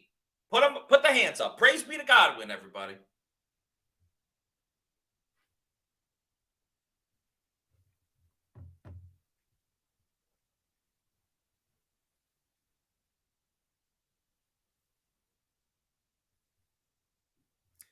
What kind of win would give you guys confidence going to the playoffs? Well, the way this game is going, not much confidence.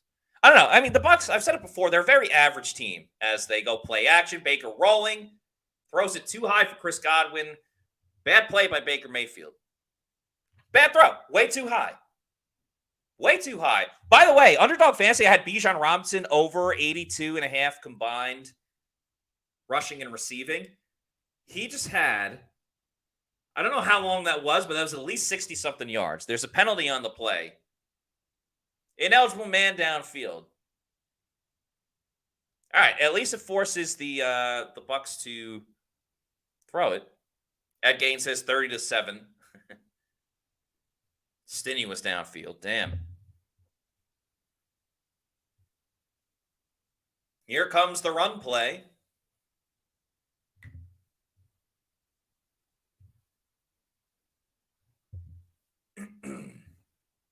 Yeah, 71 yards. Thank you. All right, so Bijan, the over on his yards is going to hit. What up? What up? First and 15. Throw the freaking ball. Throw the freaking ball. Good. Good. Now go deep to Mike Evans. Pull the jersey. What the heck was that? He's pulling him left and right. Try to go deep to Trey Palmer. Oh, Chase Edmonds was wide open.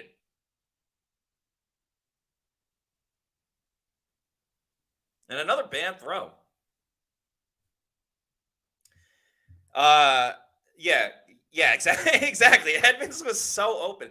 Guys, this is why I wrote about it this week. I said, will Todd Bowles and Dave Canales be able to pull the plug on Baker if he's either not playing well or his ribs are injuring him? Baker, I think, deserves more time to figure it out. Oh, no, Trey Palmer just fumbled the ball. Robert Hainsey recovers it.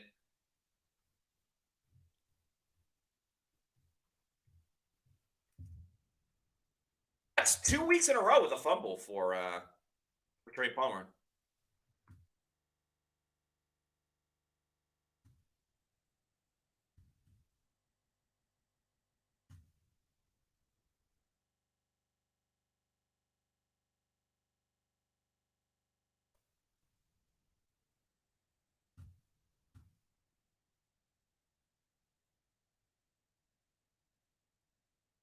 Third and 9.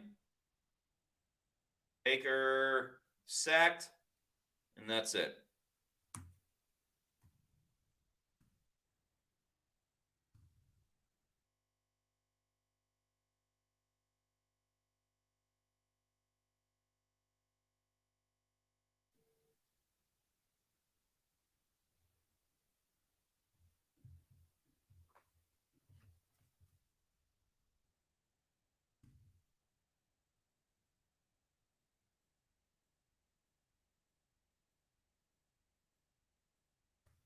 Whoo. Pull out the sack there. Stenny again? Oh, boy.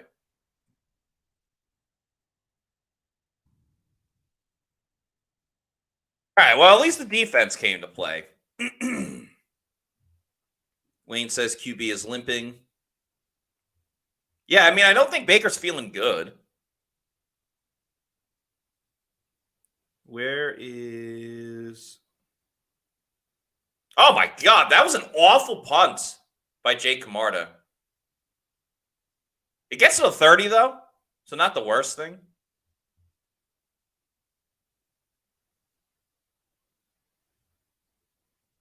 Where's Justin? Justin says this offense looks pathetic today. Has not been good. Yeah, Baker's limping.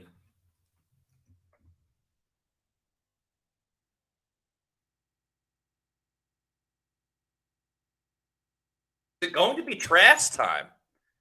I might have to put on my watch. I'm not wearing a watch right now. If Kyle Trask gets in the game, Trask time, I'm putting on a watch.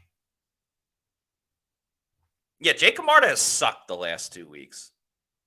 Sucked. Angelina says, I'm getting worried. Yeah, I'd be a little worried too. Luckily, defense needs a turnover. Thank you to Josue Ortiz for the $4.99 super chat, who says, Baker is clearly limited. He's a step behind, a second off, and his accuracy is nerve-wracking. Coach needs to make a decision ASAP. I'm with you. I am 100% with you. They might have to pull the plug on Baker. And I'm the biggest advocate of, like, patience, give it time, give it time.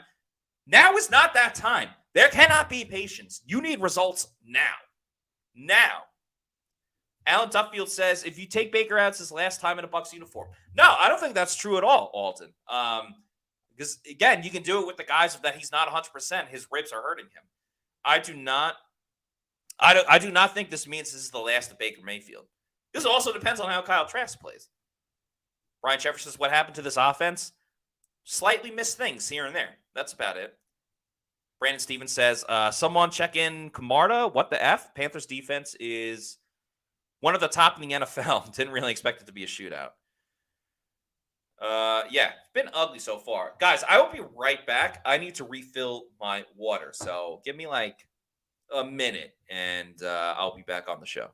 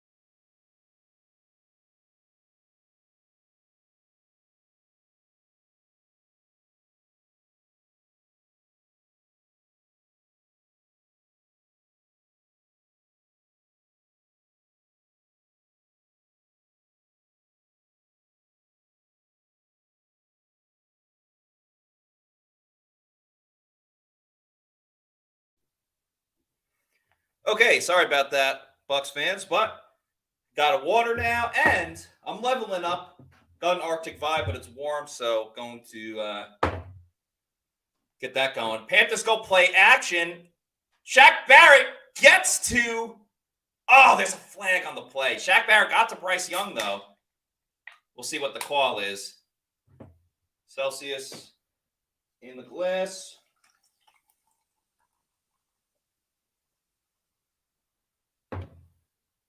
Oh, Levante David got called for holding? Damn. I'm going to save the Celsius until the Bucs are on offense. Also got a watch ready if Kyle Trask plays. And only if Kyle Trask plays. Oh, Natty Dread says, why sexy Chad? So 2 weeks ago when Josh Capo was on the show with me, I was saying Rachaad White, I like how his Bucs missing some tackles. Bucs run game has been porous. Jarvel 5, I will stay true to it. If Kyle Trask plays, I'm putting the watch on. Thank you for the super chat, though. I was saying I like Rachaad White's social media because it's like Shad and whatever the numbers are, but it's CHAAD. And I was saying it's like a sexy way of saying Chad. So now I call him Sexy Chad.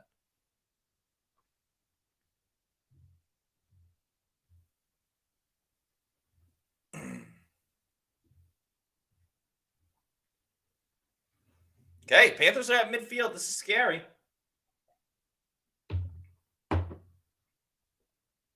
Pass completed on first down.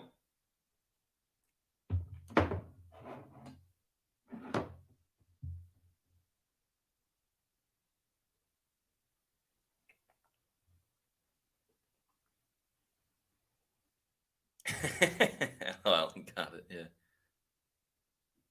Nothing better than an Arctic vibe on ice. Maybe with a little liquor in it as well, but we'll save that for, I don't know, probably next weekend.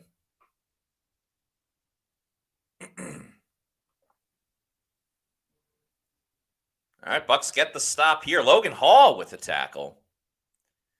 We're in that no man's land, though. Like, if you're the Panthers, anytime it's, and we'll see if they get it on 3rd and 4, but anytime it's, you're over midfield and it's 4th and 5 or less, like, why not go for it? What do you have to lose?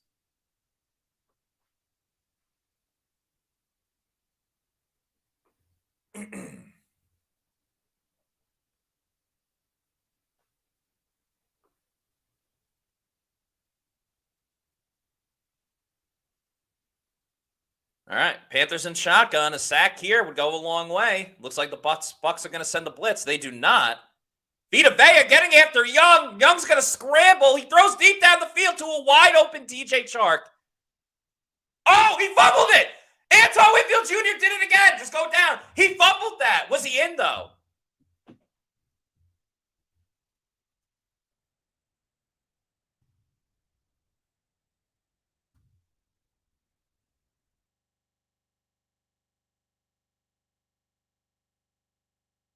Oh, he might be short.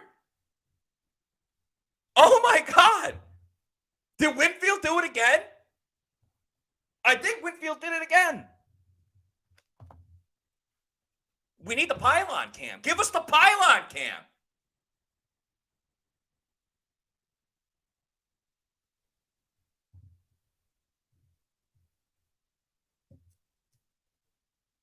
Oh, damn it. I missed that.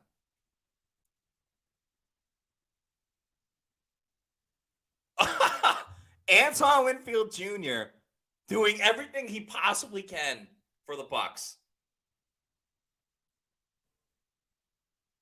Okay, a lot of people are saying fumbles. Now, are we looking at this with Bucs colored lenses? Whitfield is a beast. Angelina said it's clearly a fumble.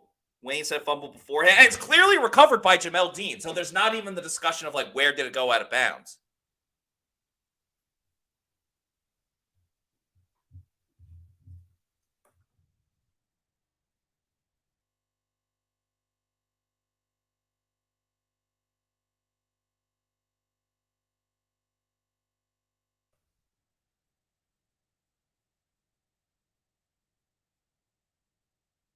Oh, my God.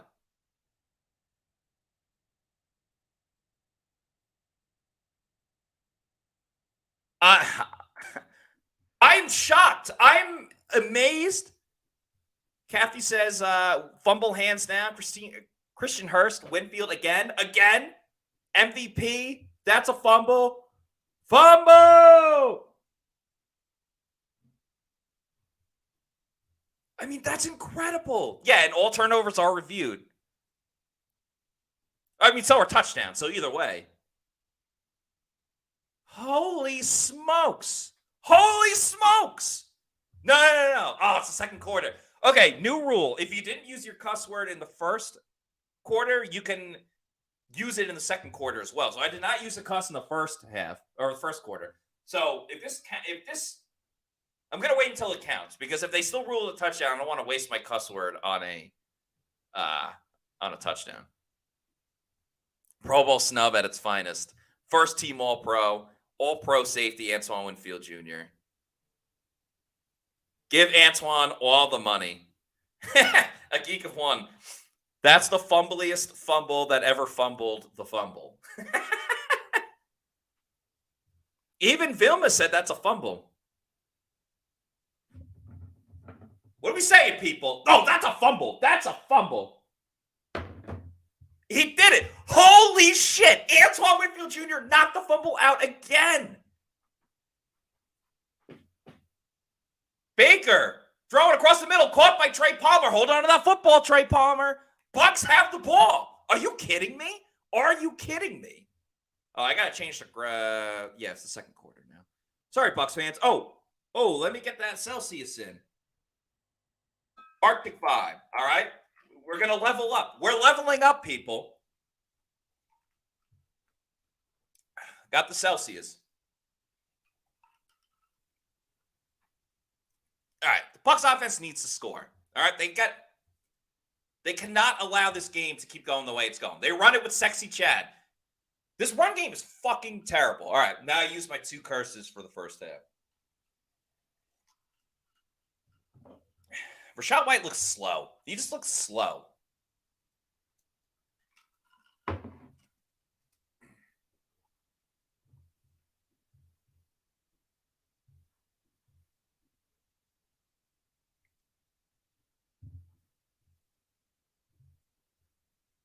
Man.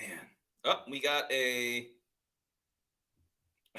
Thanks for the $5 super chat from Zarover, who says, not a Pro Bowler. Sure. Baker dancing around. His throw goes nowhere. That's a quick 3 and out for the Bucs.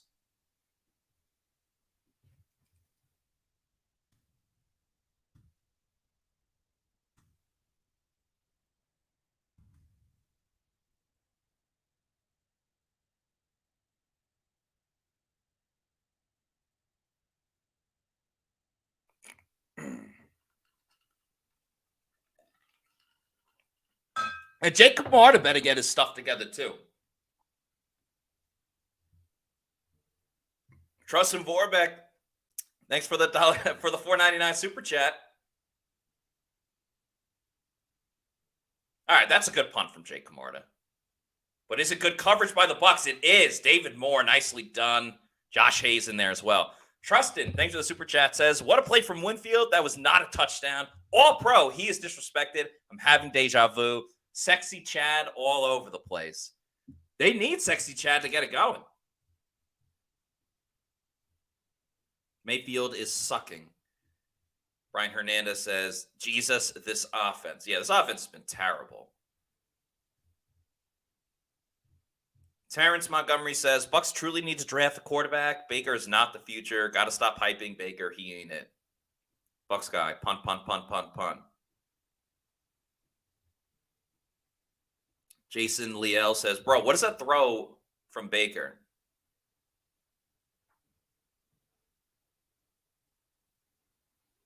Why they keep getting away from the Rashad screen game, I do not know. D is on the field too much. So embarrassing. Yeah, this is offensively, it's been a very frustrating game.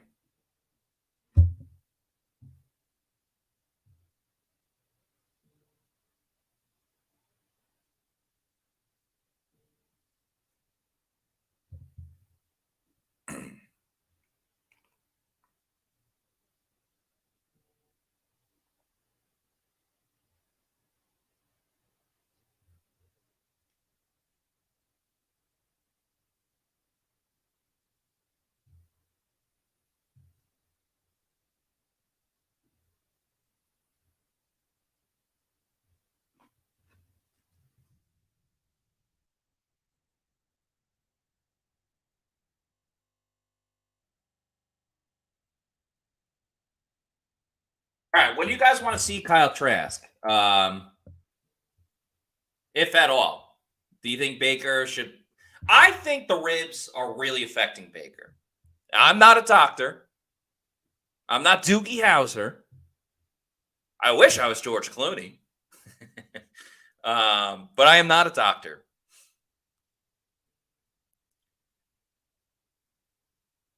Yeah, I'm kind of with Jesse Presto. I think you got to let Baker play the whole half. And then you got to let Baker play the whole half.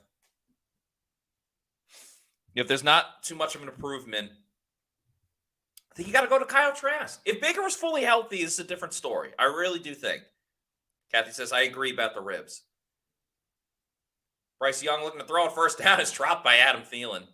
Bucs catch a bit of a break. And again, this is why I wrote about it this week. I don't think Todd Bowles and Dave Canales have the guts to tell Baker, hey, you're injured, you're affecting us, you're not going to play. I really don't.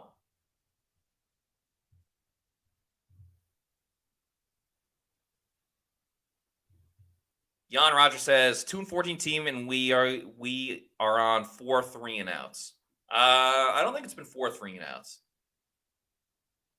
Levante with a nice tackle on Hubbard. That'll make it 3rd and long.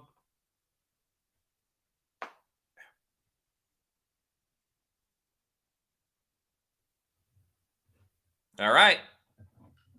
3rd down. Got the Celsius going. It's got to be good luck.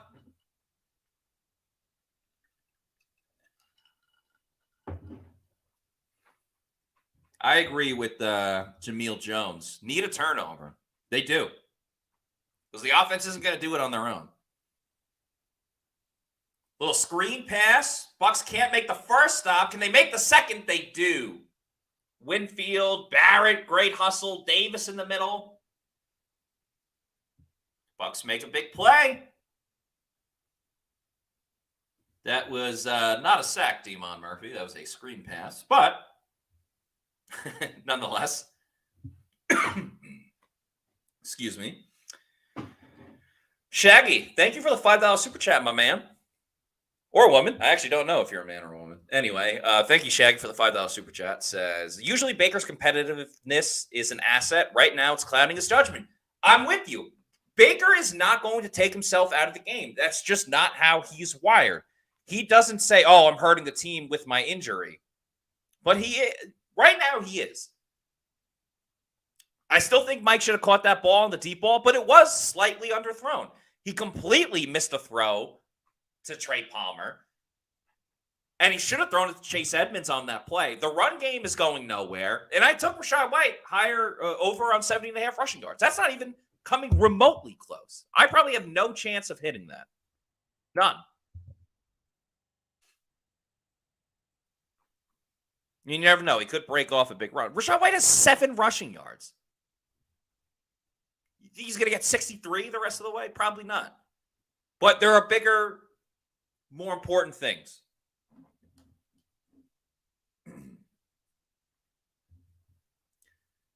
Let's see how this drive plays out with Baker. Jan Rogers says, at least got a field goal. Yeah, I agree. Was Baker going to the sideline? I don't know. I think that would have been a decision made before the Bucs got the stop as to whether Baker was playing. I don't think he was walking out and then Bowles just like, Baker, you know what? You're out.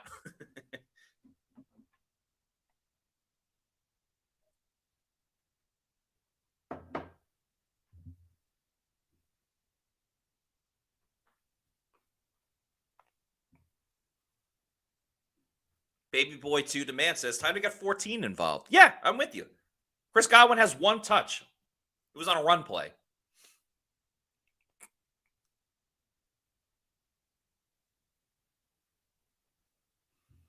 Adam P. Park says, Baker truly believes, even if hurt, he is better than Trask. He probably believes that. Doesn't mean it's true. The play calling is garbage. I don't know about that. I mean, again, Evans was wide open. Guys have gotten open. The run game's just terrible. The run game's awful. I don't get why they don't run it to the outside, except for on the end arounds. Consistently, it's up the middle. And okay, I get it. You should keep trying that, but it's not working.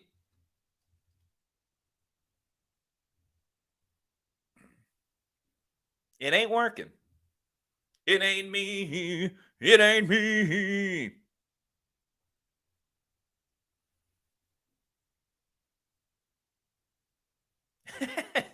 They're showing the Buda Bacon numbers again. By the way, Antoine Winfield Jr. was already leading the NFL with 5 forced fumbles. He now has 6 forced fumbles.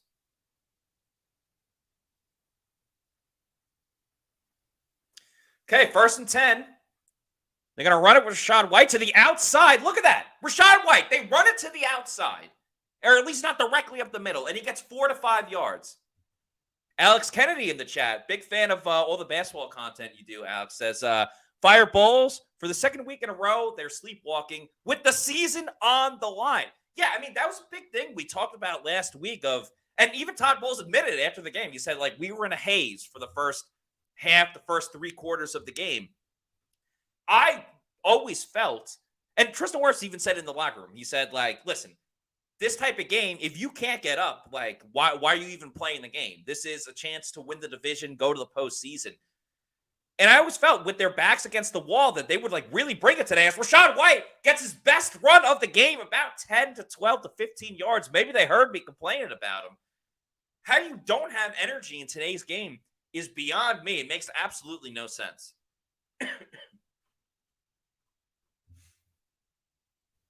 Alex says, appreciate it. Can't wait to see who Bowles throws under the bus if they lose.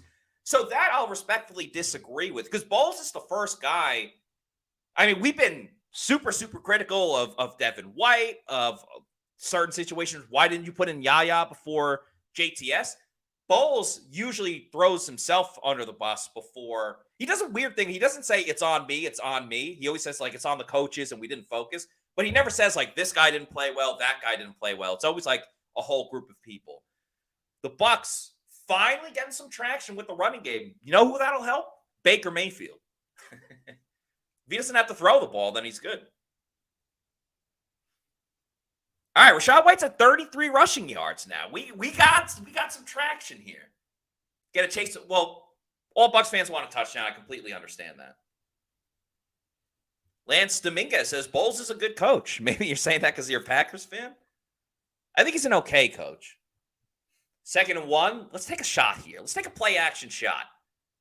Play action. Cade Otton wide open. That's going to get him down to the 30, to the 25. Cade Otton. Bucs offense getting some juice, rolling a little bit. We like to see it. We like to see it.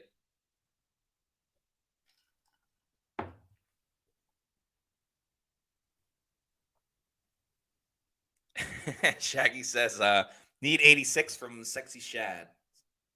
Sexy Shad. Eugene, you did. You said, I said more from the tight end. You did. And you know what? To be fair, as Bria says, come on, wants a Godwin touchdown. I think every Bucs fan will take any touchdown from anybody at that point. Oh, it's a high pass from Baker to Chase Edmonds. That goes nowhere. It's going to be a loss of yards on the play. If you remember the Saints game last week, they tried throwing it to Cade Otton. He just did not hold on to the ball. I mean, Cade Otton had at least 3 to 4 targets in that game. And unfortunately, didn't come up with it, did not block well. Honestly, it was a very poor game from Cade Otton last week. But to be fair, everyone had a poor game. But now you get him a little more involved, and this is what he does. So it'll be 2nd and 13 after the loss of 3 yards on the screenplay. I don't hate the idea. I mean, the Bucs have been pretty good with screens as they run it with Sexy Shad on 2nd down. Why on a 2nd and 13? I don't know, but I'll take the rushing yards. Ooh, Breece Hall gets a 1st down. Jets are going to beat the Patriots. I hate it. Yeah, I think if it was a lower throw, because Edmonds having to jump and come down with it killed like 2 more seconds as the Panthers defender was running. So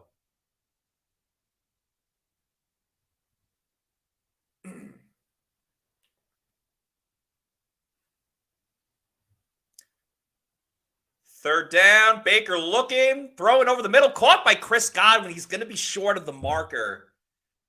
I think you got to kick the field goal here. Oh, man, this is a tough one. Anyway, in the meantime, got a $4.99 super chat from Byron Turner. Byron, thank you very, very much. Who says, even if they win this game, this pathetic showing is setting us up for a beating next week with zero momentum. Yeah, definitely not a lot of momentum. There's no question about that. Who knows? Maybe they play better in the second half. Thank you for the super chat. I agree with you. I mean, no one's going to pick the Bucs to win next week. If they win this game, they still have to do that. The snap is a little bit high, but it is good. Chase McLaughlin, the field goal is good. So, a little bit of an update on my player props. I had, wrong section. Player props. I had Mike Evans' longest reception over 24.5 yards. Have not hit that yet, but it only takes one. Now, the Baker ribs is a little bit concerning, but they have taken some shots to Mike. There's the first one on the first drive where he's going towards the sideline, and then, of course, the deep ball. So, I still feel pretty good about that. Again, it only takes one. Had Rachaad White over 70.5 rushing yards. Rachaad is currently at 37. So, you got another 37. 37 plus 37, if my math is correct, is, 74? Yeah, is 74. So, that would be over. And then, Chase McLaughlin, where is every? Sorry, I got like 8 different pages up on the screen. So then, Chase McLaughlin over 1.5 field goals. He's already at 1. Maybe the Bucs build a little bit more of a lead, couple touchdowns, late field goal. Bada bing, bada boom. Kathy Gillespie says, Baker is still limping. Yeah, he is. This is what he does. DC Money Mac. Yeah, I think that's a great nickname for him.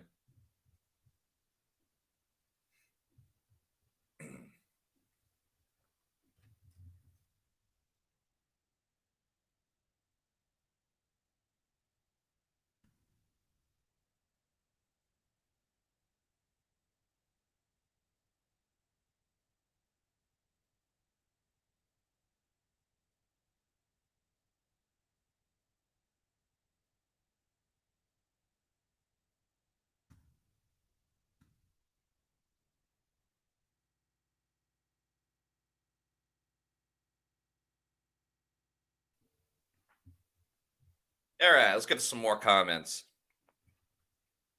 Another one from DC says, need a 3 and out here would be huge. Full agreement. Keep that momentum going. Don't let the Panthers think they got a chance to get back to this game. Charvelli Live says, being a Bucs fan so long is getting depressing. Hey, at least you've had your moments, okay? First Super Bowl back in the day, the Brady era, the Super Bowl in 2020. Ooh, knocked over my mic.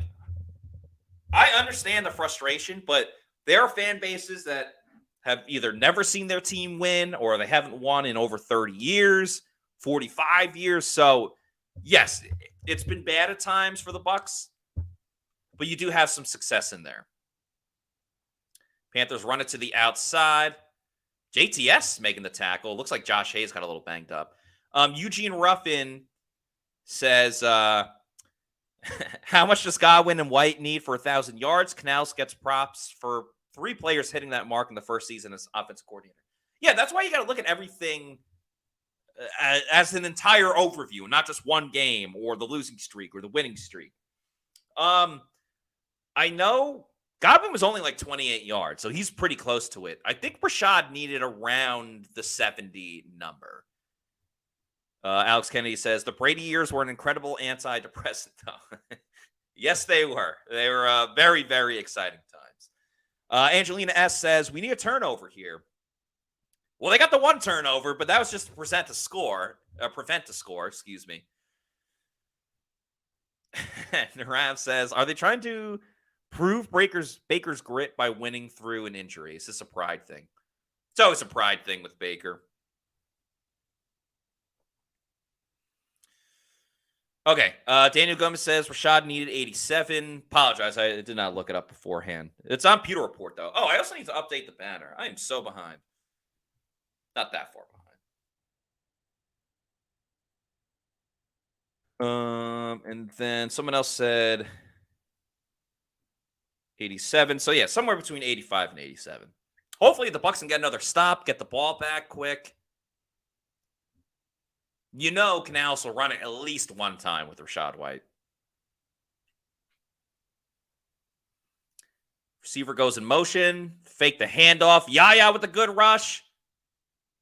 Incomplete. Christian Izzian was right there as well. Nicely done by Izzian on the pursuit. Drop play anyway. So 3rd and 8. Hey, this would be a great opportunity for the Bucs. You get the stop here. You get a good punt return, even though Carolina's punter has been pretty good today. Score a touchdown. Make it a 2-possession game. And then you go into halftime riding some momentum.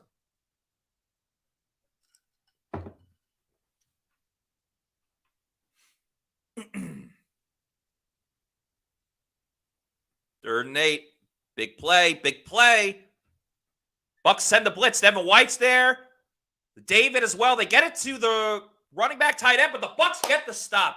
Excellent job by that whole unit. JTS was in there. Zion McCollum. They sent the blitz. They didn't get to Bryce Young, but they forced him to get rid of the ball quickly. He had to throw it underneath, and the coverage was there. Excellent, excellent job of being effective with the blitz outside of getting to the quarterback. That's the number one goal. We all know you want to get the sack, but that was done perfectly by the Buccaneers defense in coverage. Well done. Nice, nice job. Daniel Gomez says, take a timeout. I mean, you got the 2-minute warning and you have all 3 of your timeouts. I don't necessarily think you need to. 15-mile-per-hour winds may be affecting Baker's passes. I did not know that it was windy in this one. Baby Boy 2 Demand says, nice job, JTS and Zion McCollum. All right, let's see if the Bucs can get a return. Tompkins does not call fair. Oh, I guess he did. The screen wasn't there quickly enough. All right, 2:13 to go. Whew. 2:13 to go. Bucs up 3-0. Defense is playing well. Yes, they should have allowed a touchdown, but overall the defense is playing well.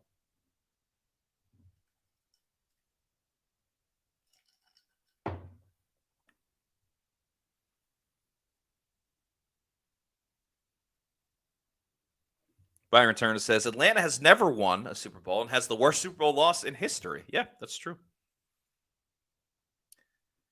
Why are we letting the clock run down with 3 timeouts left? I mean, because you have the 2-minute warning and 3 of your own timeouts. I think there's a way. I think there's more than enough time to move down the field.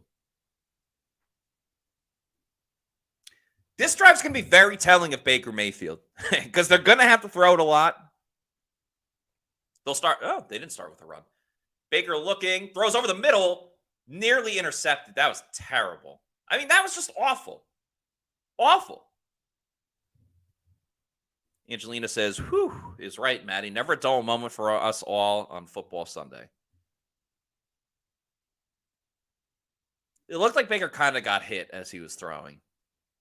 Oh, and it got tipped. Okay, your customary tipped pass. All right, let's try this again. Baker to the outside, not even remotely close. What is going on?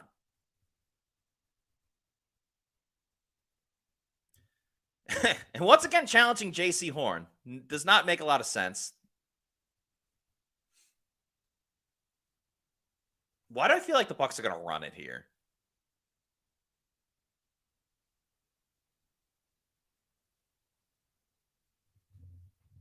Nicole says, Trasky. Oh, we got a super chat from Eric Colson. I will read it after this play. Because it is a crucial play. 3rd and 10. Baker has time throwing over the middle. Incomplete. Was it behind Trey Palmer? They didn't even get to the 2-minute warning. That was a 12-second drive. Ah, knocked away.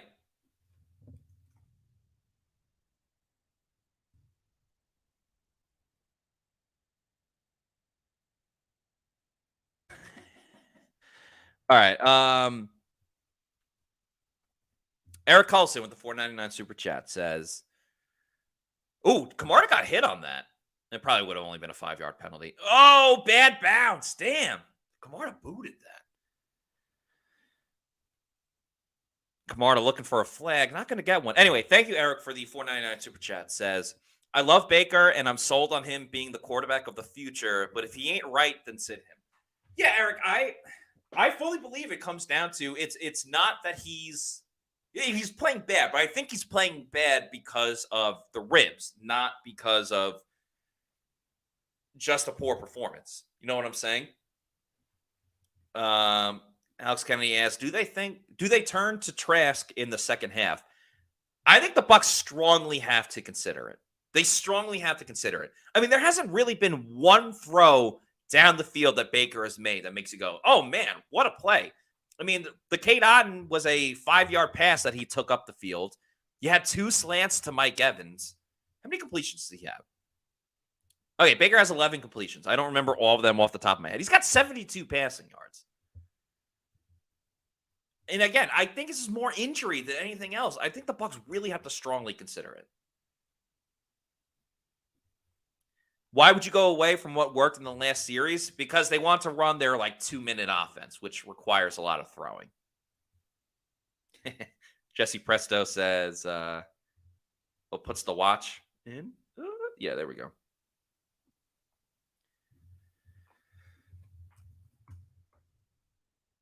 I'm going to tweet out, should it be Trask time in the second half? I'm curious if they'll do the sideline, whoever sideline reporting for this game. If I was a sideline reporter, I'd ask, just one, what do you think of Baker's play? And 2, are you considering going to Kyle Trask? You have to win this game. Todd Bowles' job is on the line. You cannot say, oh, well, Baker really wants to win this one because he hates the Panthers. No. You have to win, or you very likely are going to get fired, losing to a 2-win team. What says Titans are up 21-10 on the Jags. That means the Steelers would make the playoffs, and the Bills would also make it, but it would also make that Sunday night game a lot of fun because the Bills can still get the 2 seed and host a playoff game. So there's still a reason for the Bills to play. I took the Dolphins, though, plus 2.5. Naraz says, glad we're matching our opponent's energy. Oh, Yaya Diaby with a great hustle play. Bucs sent the blitz from the left side, or on the left side. The Bucs sent the blitz on the defensive left side, the right side of the offense, but then threw a screen to the other side. That could have been huge. It's actually big time that they got the stop. Now Kalijah Cansey in pursuit. That ball was incomplete. So it's going to be 3rd and 10 with 1:25 to go. Bucs have all 3 timeouts. Todd Bowles, let me tell you, Todd Bowles better use his damn timeouts if they get the stop here inbounds before the first down. If he does not, then he deserves to be fired. I just announced the game, Alex. I said that ball was out of bounds, so it's 3rd and 10. The clock is stopped. And if the Bucs get the stop here, they should call a timeout. What do you want me to say? 3rd and 10, 1:25 to go. Bryce Young is in shotgun. Bucs send the blitz with Devin White. Young to the outside. Oh, it's nearly picked by Carlton Davis. Carlton, you have to make that play. You have to make that play, Carlton. Does anyone remember llamas with hands? Carlton. Well, I don't. It's Carl, but yeah.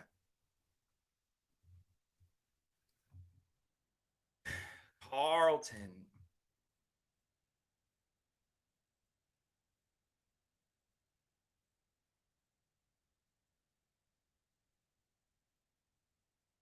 Oh, that would have changed everything. I mean, that's at minimum a pick 6. All right, Bucs are going to have good field position. They're going to have it at midfield. Baby Boy 2 Demand says, Carlton Davis has the worst hands I've ever seen. He has terrible hands, but he's made a couple plays this year. All right. Minute 12 to go. Good field position. Now, oh, Carlton. Missed time to jump a little bit, too. Now is the time we will find out whether Baker has it or not.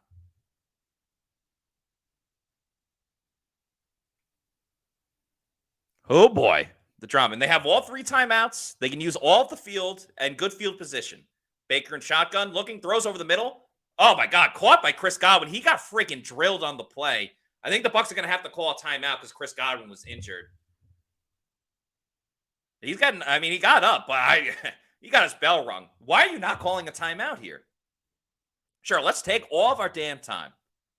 If you got a first down here, I think you got to call the timeout. Baker looking, pump fakes, dumps it off to Rachaad White, who makes the catch. Dude, why? What are you doing? All right, you got to give him the first down. They're not going to give him the first down? What the hell? Can we review that? Yeah. Balls is like, what the heck? What was that? You got to review that. They're not going to review it? Look like Rachaad White got it. They're going to run it with Shad. Sexy Chad. Baker's going to run. He just gets it. Timeout. Timeout. Timeout. Timeout. Timeout. Timeout. Timeout. The clock's still running. Finally, you just wasted 5 seconds. All right. Now a little energy with this team. Finally. Lou. Oh. Why the hell are you wasting 5 seconds? Ooh, Tristan Wirfs is heated. I like that.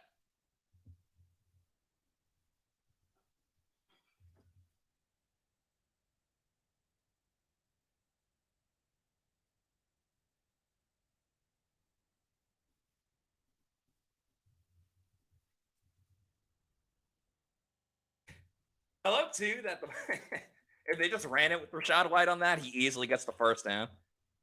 I get it, though. Trying to make the big play. Who gets the ball in the second half? The Panthers get the ball in the second half. Again, the Bucs wasted 5 seconds.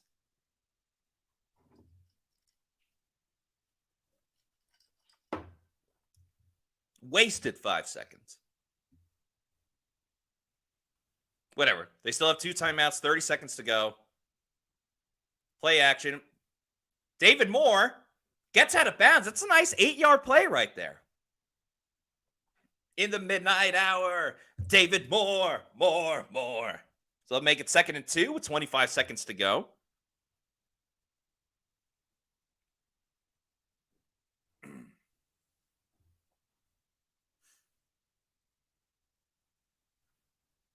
Baker dancing, throwing, caught by Rachaad White. Timeout, timeout, timeout. There you go. Quick with the timeouts that time. Nice job, Todd Bowles. Nice job.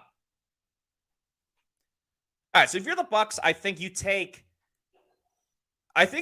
a shot at the end zone on this play. So it's either incomplete or touchdown. Then you use the whole field, see how far you get. So that'll make it either first down and you're inside the 20 or like 3rd down. Ooh, someone's down on the play. I can't see. Oh, it's Rachaad White. Oh, that would suck. Rachaad White rushing yards. Looks like he's going to be out for the rest of the quarter. I mean, there's 19 seconds. Ooh, that's going to hurt his rushing yards. Damn.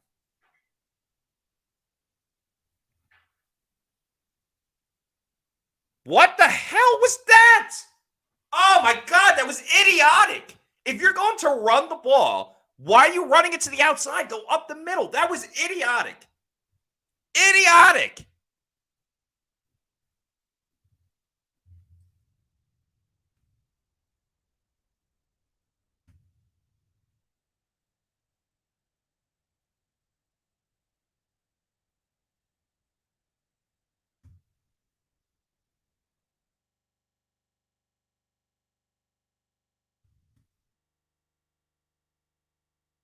Oh, man.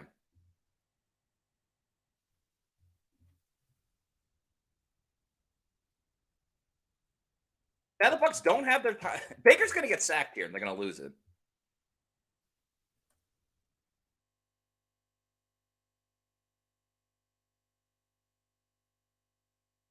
Boy, that was stupid.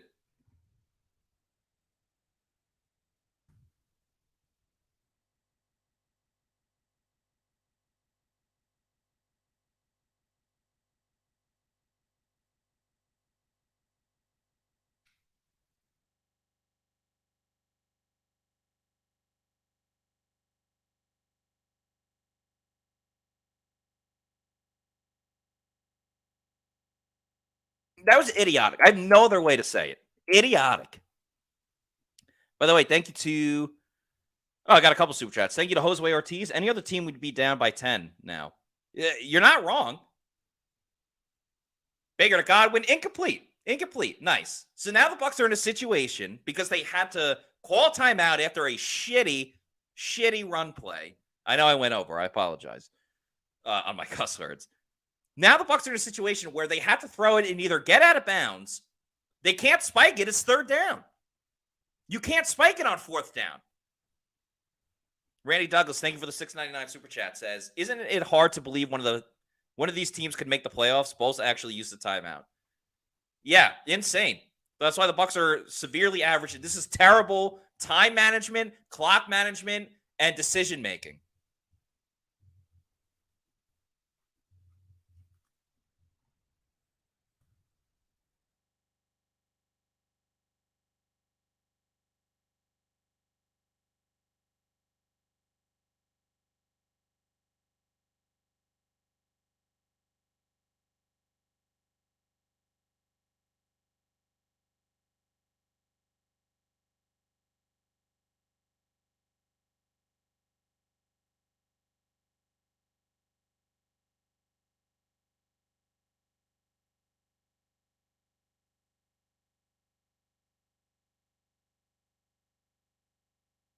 Yeah, Baker's got to go deep.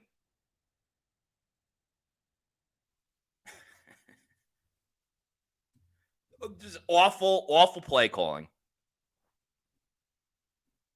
Awful. I mean, so dumb. So dumb. What was that? Okay, so Chase Edmonds was in because Rachaad White got hurt. So that's why Chase Edmonds was in. I get that. But why? Why are you running a run to the side? This is a 57-yarder. You lost 3 yards. That's a high snap, too. The kick is up. Chase McLaughlin. Money McLaughlin. What did I tell you? Chase McLaughlin over 1.5 field goals. That's two. What did I tell you? Chase McLaughlin hits in the first half over 1.5 field goals. Give me the over, night to night. Still a lot to hate about that drive. But your Tampa Bay Buccaneers are up 6-0 going into halftime. Again, they want to clinch the division. They want to host a playoff game next week. They are in that position right now as they lead. Oh, let me change that score. As they lead 6-0. Not a lot to love about that half, but they are winning. So be happy about that. We're going to take a little break at halftime. I'll be back for the third quarter to watch more of this insane Bucs game. So thanks, everyone. Be back in a little bit.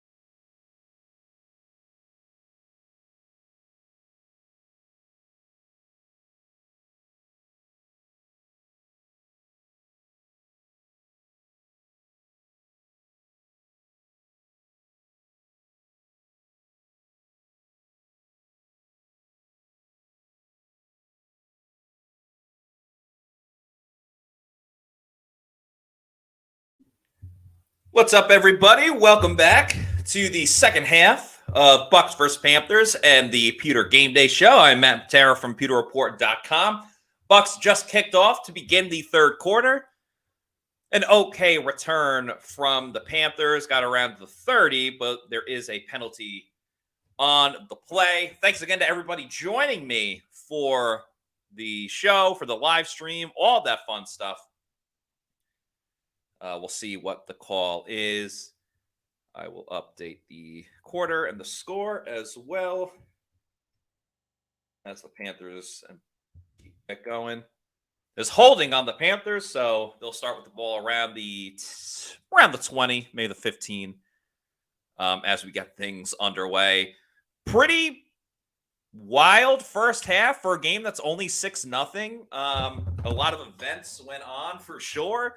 Antoine Winfield Jr. saved the game early on, knocking DJ Chark's dive for the end zone out of bounds it was recovered by Jamel Dean. So got a touchback on the play.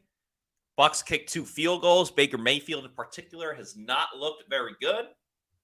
But we'll see how the second half goes as the Bucs start with a tackle for loss on the Panthers run game. By the way, getting to some more comments. Daniel Gomez says, got my heart medication. Justin Ballas says, can't believe Trask is not getting a look. I swear he must be messing with Bull's wife or something. Damn.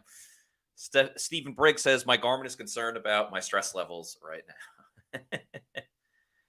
Demon Murphy says, LFG, fellas. Second down. Bucs stop the run again. Remember, the first drive of the game for the Panthers against the Bucs defense. Bucs stuffed them on first down, but they went right back to Chuba Hubbard and ran for about 12 yards on the next play. So Bucs set up a 3rd and long early in this third quarter. We shall see if the Bucs can get off the field, maybe another sack. Imagine they'll send some type of blitz. Making this a 2-possession game is huge for the Bucs. Oh, an egregious offsides by Shaq Barrett. Like an unbelievably wild false start on Shaq. Or offsides.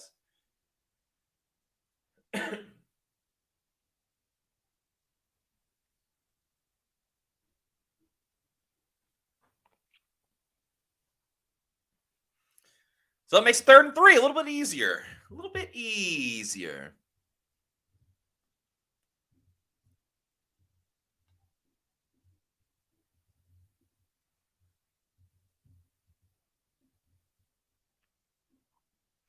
Now Panthers can run it too if they want to. They do run it with Chuba Hubbard. He gets the first down and more. Bucs cannot stop the run on 3rd down, as Baby Boy 2 Demand says. Come on, Shaq. Daniel Gomez says Shaq brought his offsides back. This is not the run-stopping defense from the Bucs from a couple of years ago.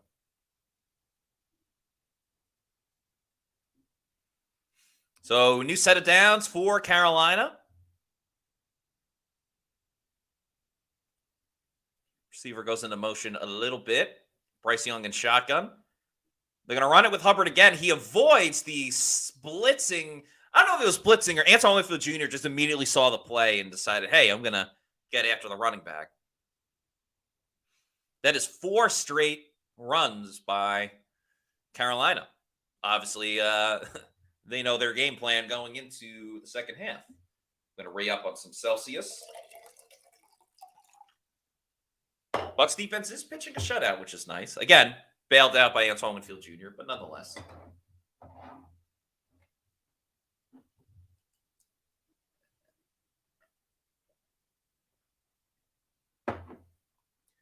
Another handoff to Hubbard. He's got the hole to the outside. Hubbard's going to get some yards up to the 45.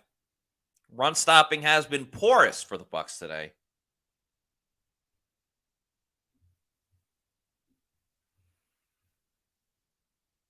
Hubbard is at 53 rushing yards, 74 for the game for Carolina.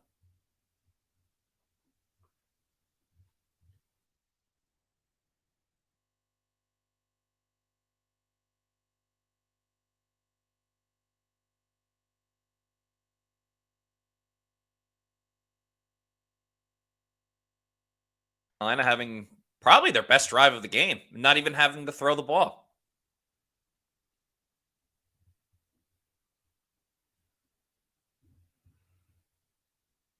Richard Soroka says, can't stop a runny nose again. Yeah, anytime they force Carolina to pass it, they've done a good job in pass protection or pass defense, but not stopping the run.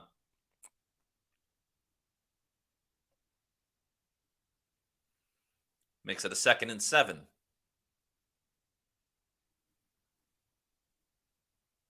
Oh, that's a false start. That's a false start. Yeah, all right. Tommy Tremble. He was highlighted in the matchups before the game.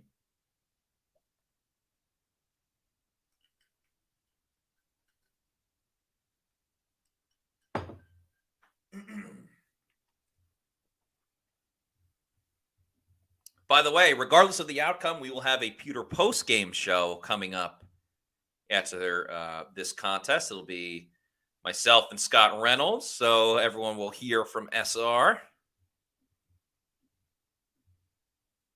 Bryce Young dropping back to pass, has a guy open off the hands of Thomas. You had Levante David in coverage as well.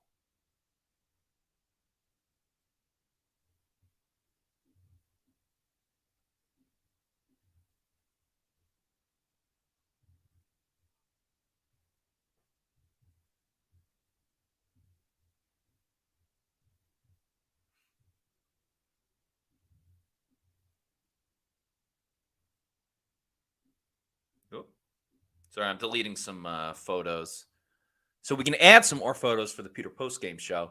Panthers hand it off on 3rd down. Yaya Diaby gets the stop. Bucs will once again get the ball. Yaya Diaby. Jameel Jones says, good job, defense. Shaggy says, if Mike draws a pass interference, my Venmo went through. SRQ Salt Video says to fire the Todd Bowles post-game conversation. We shall see.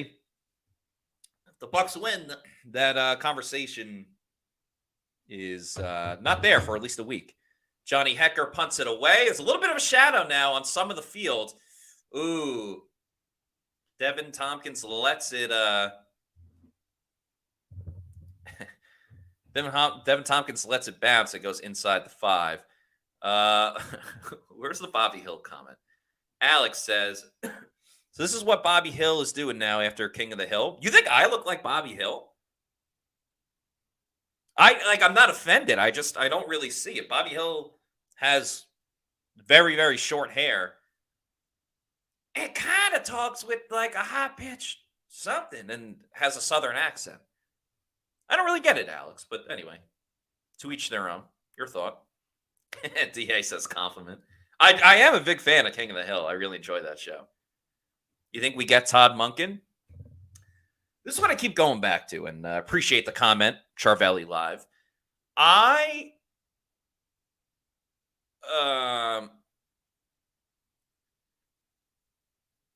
like Todd Monken is going to have his choice. It's not just going to be. It's not just, oh, I have nowhere else to be a head coach. I guess I'll go to the Bucs. He's going to have a lot of options. So that's what I think it really comes down to. Jeff the Champ says, I know y'all just cover the Bucs and your team is the Jets. Is SR still a Kansas City fan, Bucs fan, or are the Bucs y'all secondary team? First of all, I don't root for anybody. I've watched the Jets my entire life. I used to be a Jets fan. My whole family is Jets fans. I couldn't be away from the Jets if I tried to. I talk about the Jets a fair amount. I care about them for like my friends and stuff, but I don't get up or down whether or not the Jets win or lose. And I think I've been very fair in my coverage when the Bucs played against the Jets a couple years ago with the Antonio Brown game. I think when the Bucs and the Jets had their joint training camp practices and the preseason game, I mostly just tweeted about the Bucs, maybe a Jets tweet here or there, but I think I know when I can talk about the Jets and when everyone wants to talk about the Bucs. Scott is not a Chiefs fan. I think he grew up rooting for the Chiefs. I'm not a fan of like other teams. Neither is Scott. Where our main focus is the Bucs, and I pay attention to the Jets more than other teams as well. Are you from Jersey? No, I'm from Long Island. Shout out 516. Charvel 5 says you look nothing like Bobby Hill. Stan Glassman, you are Pewter people are my friends as well. And I want the Bucs to do well for the Pewter people. Alex with that's my purse. That's my purse. I don't know you. That was always a funny line. All right, Rachaad White is in the game. That's a good sign for those that took Rachaad White with the over on the rushing yards.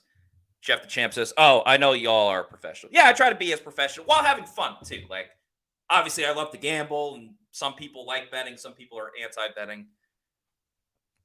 SRQ Salt Video says, "I've met Bobby Hill." Yeah, the actress. I forgot her name, but she's in a lot of stuff. She's awesome. 2nd and 7 for the Bucs. Let me have my Celsius to help the Bucs get going. Baker to Chris Godwin. Takes the defender on a ride. Appreciate this comment. Appreciate this comment from Reed Davis. Seems like Scott is a great mentor for you, Matt. And as a listener, I think you guys have great chemistry. Yeah, Scott's been an awesome mentor for sure. So question, what did you get Scott for a holiday gift? Thanks. No one at Pewter Report got anyone a gift. But we all appreciate each other a ton. So I didn't get Scott anything. He didn't get me anything. I didn't get Bailey or anyone anything. That doesn't mean I care any less about him or anyone at Pewter Report. But yeah, we just didn't do gifts. We're saving our holiday party as well we're doing an end of season party, not just a holiday party. But appreciate it. Guy Quartz says, so Matty Diamond could be the 4th in Practical Joker. I like the show in Practical Jokers. I did see them live once, and I didn't love their live set because, like, the jokes were a little forced of like, oh, we're just going to make fun of the bald guy. And then it's like, hey, look at this video that we did. Baker dancing around, looking. Oh, Baker, you got to get rid of that ball, man. What are you doing? Baker just stood like a statue in the pocket. Like a statue.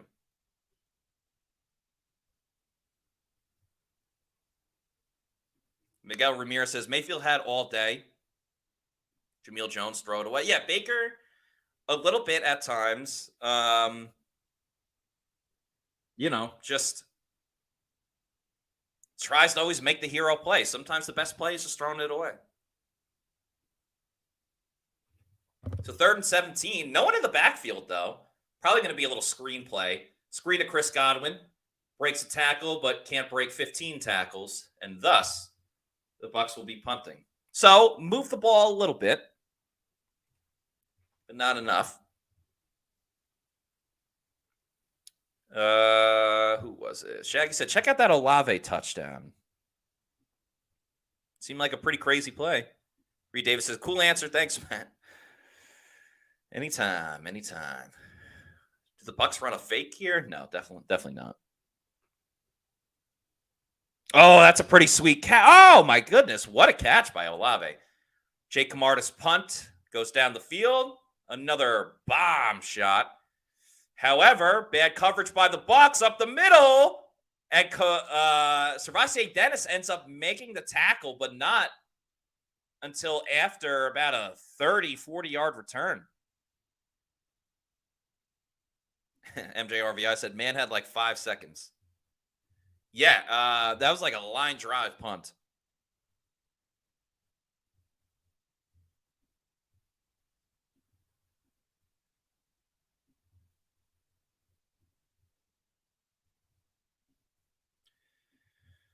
Okay, let's do a stats update.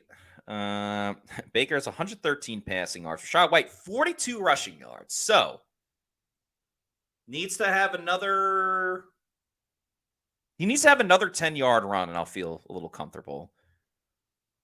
Mike Evans only has 2 catches for 16 yards. For those that took 62.5, sorry about that. But they've targeted him 7 times. He has more targets than anyone else in the game.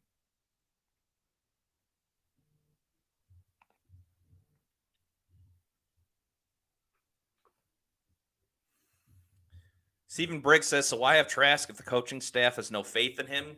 I guess they trust Baker enough to be healthy. Is Bailey old enough to drink at the Christmas party? Yeah, Bailey's like 28 or something. You might mean Adam. Adam, who was on the pregame show. Adam's like 22. He legally can drink, yeah. Lucas Pettis says, this offense looks like it did when we lost 6 or 7 games. Yeah, you're 100% right. There's no doubt about that. Yi Jinping says Baker can't even get to his reads fast enough.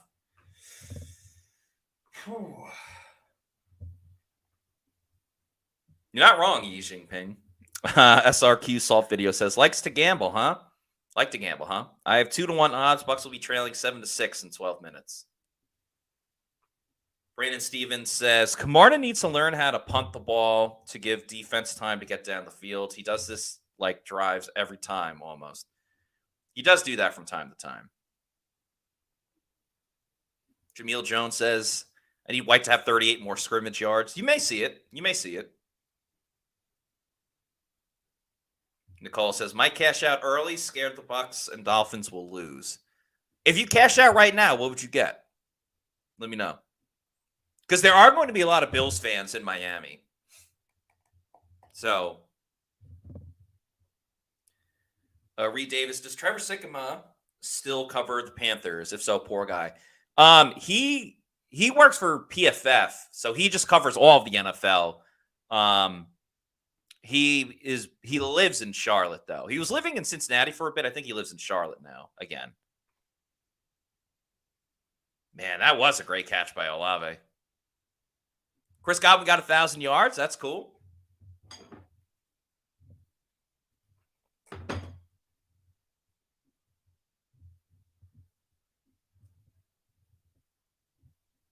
Very cool.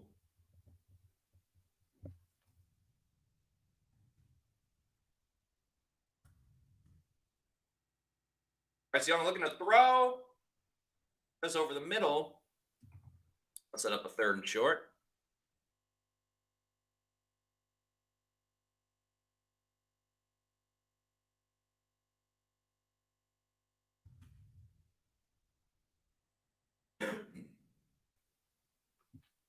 That's 4 years for Chris Godwin, reaching 1,000 yards. Paul K. Florida Dreamhouse says, I'm getting nervous, Matty Diamonds. I'll feel better if the Bucs can get a stop on this play.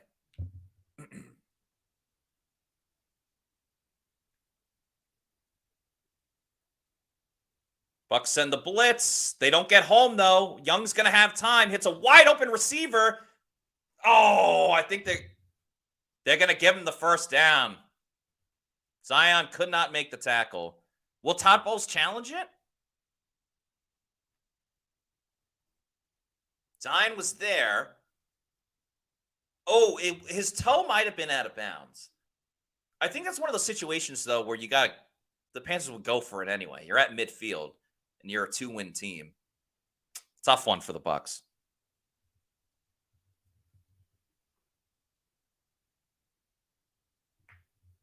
Oh, boy. Gotta be a little bit of a panic mode for Tampa Bay. Young's going to scramble. He's got the room. He slides. Gets about 7 yards on the play. Nothing comes easy for the Bucs.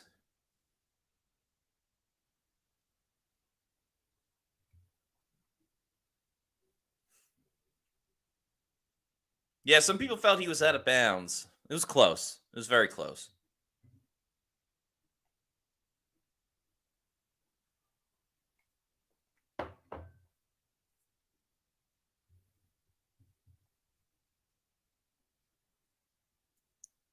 Young throwing again, going deep. Carlton, get your head around.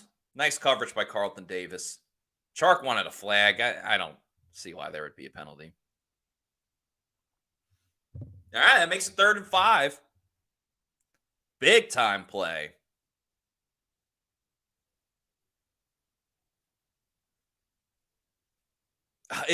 I'm not going to criticize Carlton for this, but If he was able to, he kind of saw the ball. If he could turn around a little bit earlier, turn his head to the left side, he probably can break off of the receiver and kind of turn around and try to make the catch. Big play. I think it's 2-down territory. They run it with Chuba Hubbard. Bucs get the stop. But like I said, it's got to be 2-down territory. Matt, do you think Young will develop into a good quarterback? I want to see Bryce Young with better talent around him at the skill positions. I think he'd be average. I think he'd be solid. Todd Bowles sung his praises. All right, 4th and 5. Bucs can get field position, good field position with the stop here. We'll also see if the Panthers just try to draw them off sides. 7 seconds, 6, 5, 4, 3. They do snap it. They got some pressure. Young over the middle. It's caught by Adam Thielen. That's a first down. Christian Izien is pissed.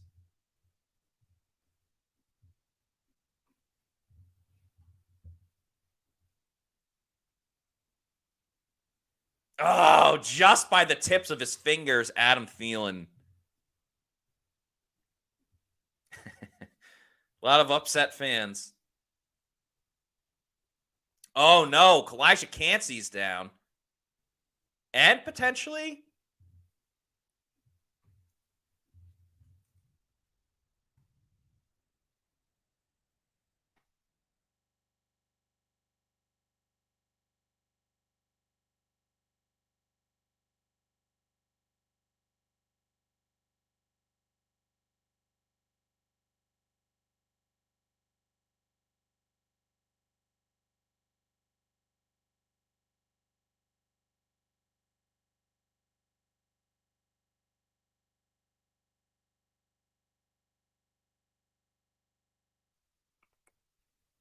I saw one person down. Couldn't see who the other person was.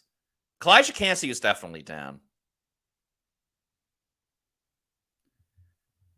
Give me one moment, Pewter people.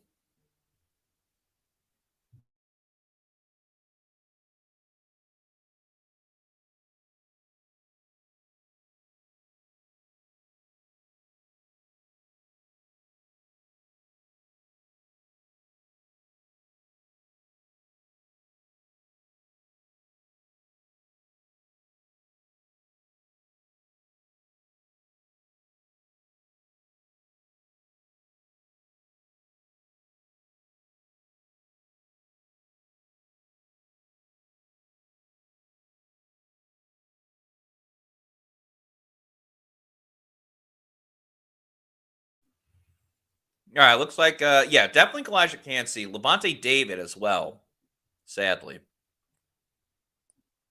Oh, I don't know why I keep doing that with the two.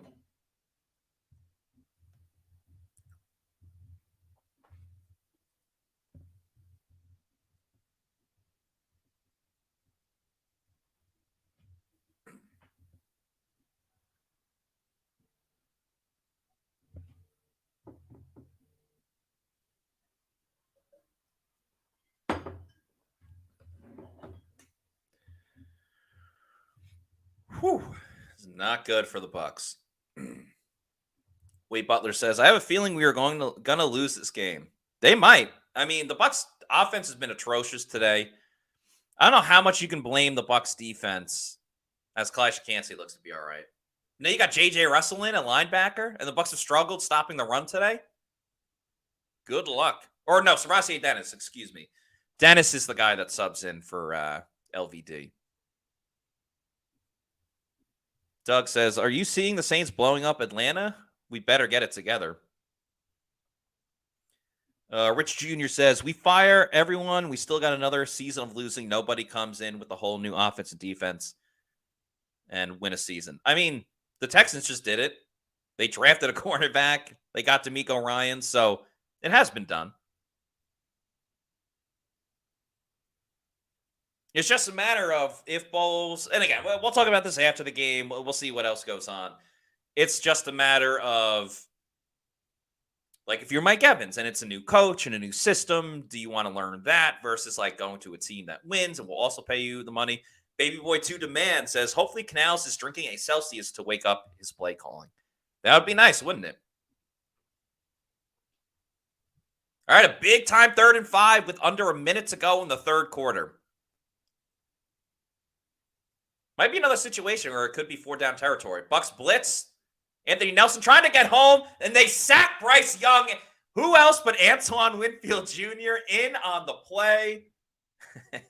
Big time stop that definitely takes the Panthers out of at least consideration to go for it on 4th down. As Angelina S says, AWJ. Yeah, big time.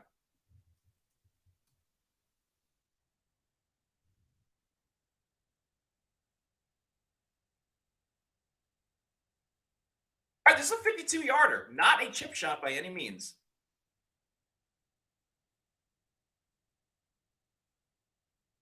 It's up, and it is no good. No good. That becomes a gigantic sack by Antoine Winfield Jr. Bucs have okay field position. And again, even a field goal here by the Bucs, you make it a 2-possession game. That is extremely important. Himfield, Jeff the Champ, fantastic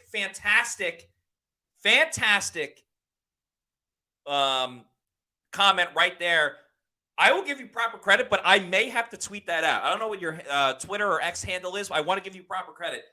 I mean, that's a fantastic tweet or comment.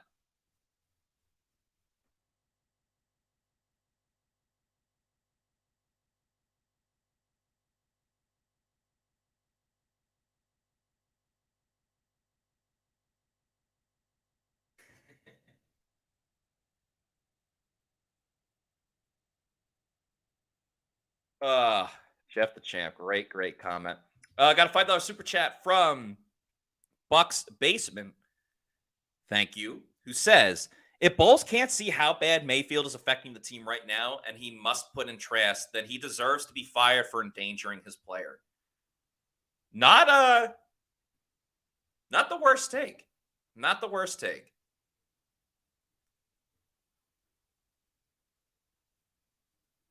I mean, Baker's played terrible today. He was awful today. I mean, everyone can see it. He cannot make certain throws. He cannot make certain throws. And if he's not making those throws, it inhibits what you can do on offense. What was the best drive of the day for the Bucs today? It was when Rachaad White got it going in the run game, and the little 2-yard play action dump off pass to Cade Otton has been the best offense today by the Bucs.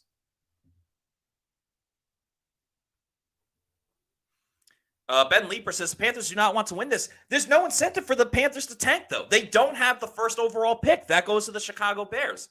There's no incentive for the Panthers to lose.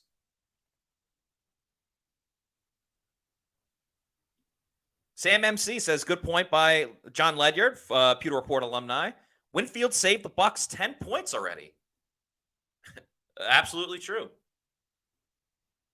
Yeah, I mean, sure, a second-round pick, but at that point. Okay, Josh Hayes is doubtful with a knee injury. But thankfully, Levante David and Kalijah Kancey are expected to return. All right, this is a huge drive for the Bucs, and we're in the fourth quarter. Put those four. Let me change the graphic, then I'll put those fours up. Fourth quarter. Put those fours up, folks. Put the fours up. Bucs need at least a field goal. They're going to start it by running it with Sexy Chad for about a yard. That's not ideal.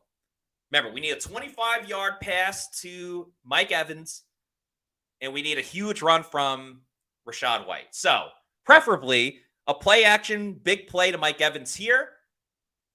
A 20-yard run by Rachaad White. Bucs take the lead, then they get the ball back, and then just pound it with Rachaad White.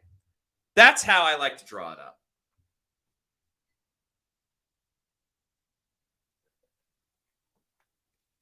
If I'm the Panthers, I'm setting pressure all day. Play action. Chris Godwin makes the catch. Again, another poor throw. Godwin wanted to turn up the field, but he couldn't because it was a bad throw by Baker.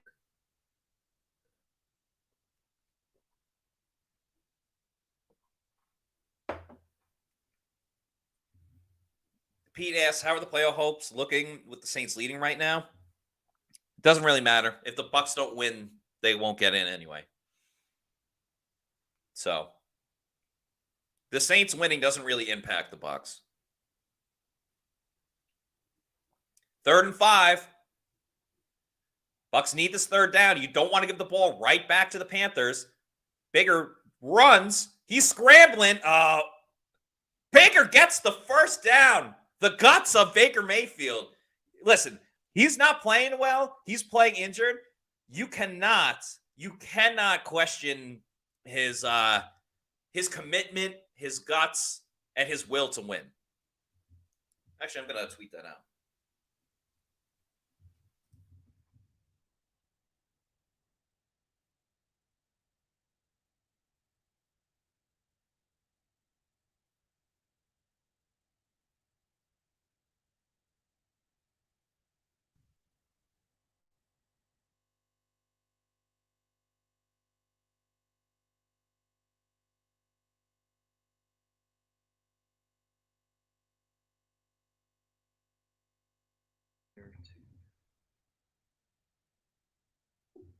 That's a typo. That is not.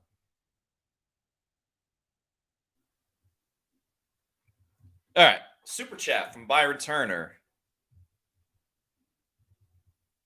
Thank you, Byron, for the $4.99 super chat. Says Bowles deserves to be fired just based on the product on the field today. Regardless of what happens from here, a victim of wishful thinking every week. Hey, I do hear you. It's been frustrating how this team has looked the past 2 weeks in a situation where they can clinch a playoff spot. Defense has been pretty good today, but kind of lucky as well as they run it with Chase Edmonds. Edmonds with some great running. I wish that was Rachaad White, but Edmonds providing a spark. Bucs get into field goal range. That's very, very important. But hey, you win in this league, and that gives you the best results. So, Reed Davis, thank you for the $4.99 super chat. I've listened for years and never done a super chat, so my way of saying thanks. Hope this works. Reed, thank you so much. It did work. Appreciate the comment. Thank you so much for watching and listening to us throughout all these years, and hope you enjoy it. Hope the Bucs can get a win for you, and thank you very much. Yeah, I agree. I mean, again, it hurts my bet, but that doesn't matter. The Bucs are better right now with Chase Edmonds in the game. Screen pass to Mike Evans. That's a catch. It gets him to about the 5.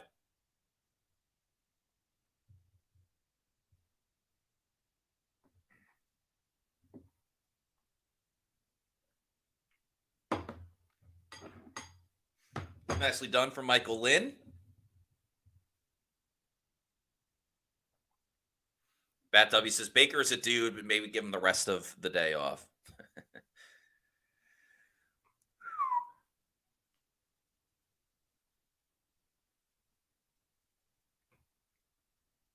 All right. Bucs could really use a touchdown on this drive. They go play action. Baker's going to run up. Throws over the middle. Oh, missed a diving Trey Palmer. Why don't we use Edmonds more? Yeah, I mean, they typically rely on Rachaad White. Rachaad looks very, very hobbled, though. So, I think you're going to see a lot more Chase Edmonds. Trey Palmer, got to catch that. Got to catch that, as Jameel Jones says. I think White is somewhat hurt. Yeah, I think so, too. Baker takes another shot. Honestly, not trying to get crazy conservative here, but I think you got to run the ball. I think you got to run it. You got to at least play to have a 2-possession lead. Bucs defense has played well enough. Oh, you have Rachaad open. Hold on to that ball. All right, Baker gets sacked. He holds on to the ball, though. Field goal range.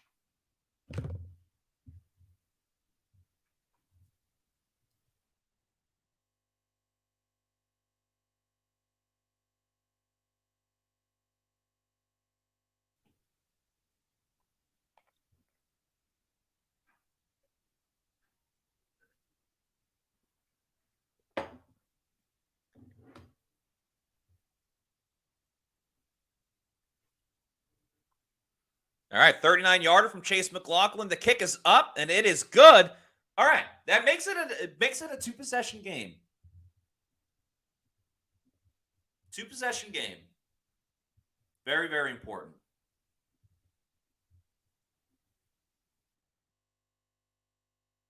That's 0. Oh, it's 9. 0.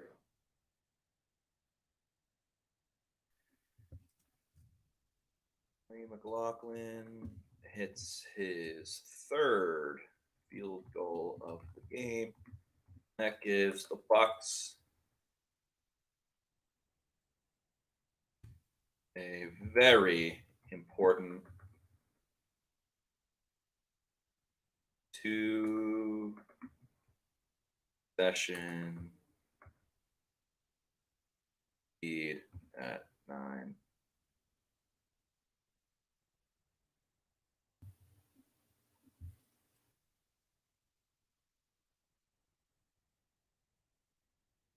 You spell possession. Possession. Is that it? Yeah, got it. All right, cool. 9-0 Bucs.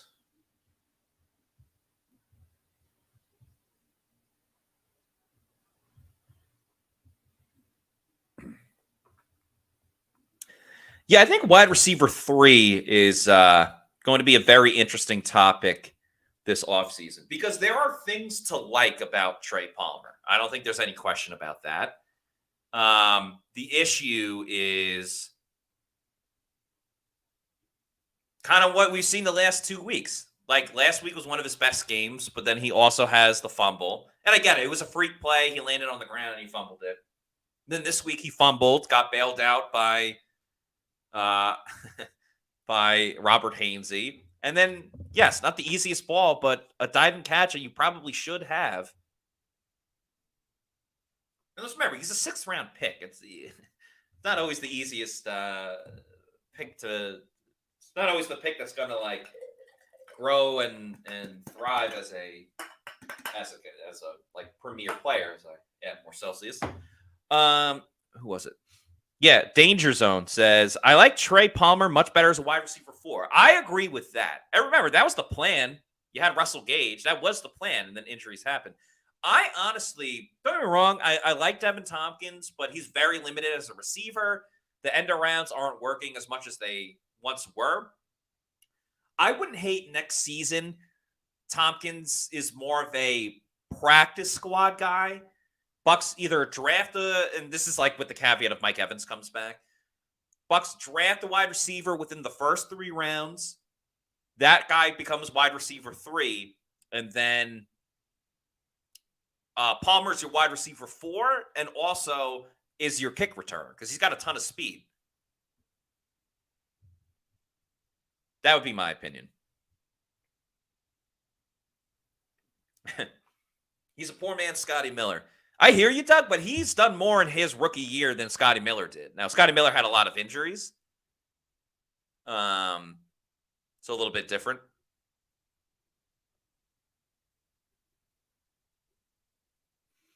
Okay, 10:18 to go. Bucs are up 9-0. A big run by Chuba Hubbard. Let's remember, was Levante in there?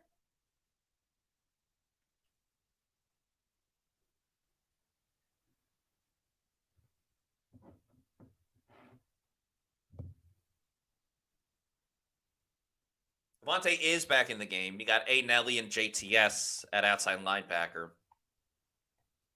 Bucs will be happy if the Panthers keep running the ball, but not at 15 yards a clip. They run it again with Hubbard. Can't exactly squeak through the middle.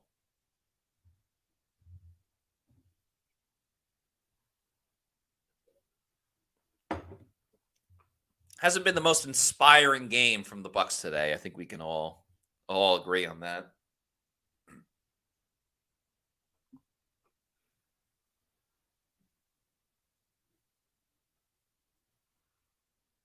Eric says bad coaching is why Palmer's still in there. Whew. Panthers just complete the pass to Marshall Jr. Nice tackle made by Jamel Dean. Make it a 3rd and 1. Even just the more third downs you force the Panthers to get into, that's more time off the clock, less yards they're getting. They're probably going to run it here because they've run it very well today. Oh, but the Bucs get the stop. You got to think the Panthers are going to go for it.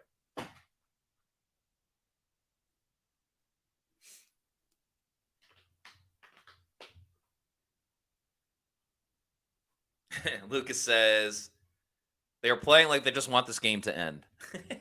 A little bit. They're going to get their wish, too.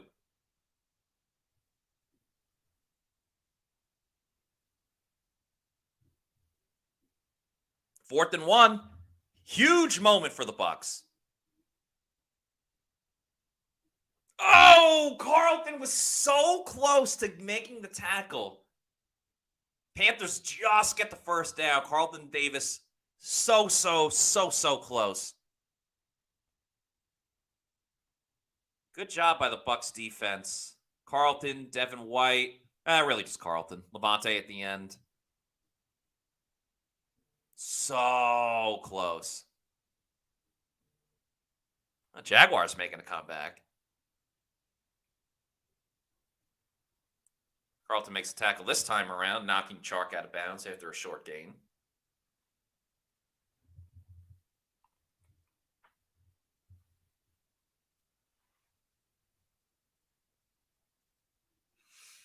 Makes it 2nd and 6. 7:25 to go. Remember, the Panthers need 2 scores.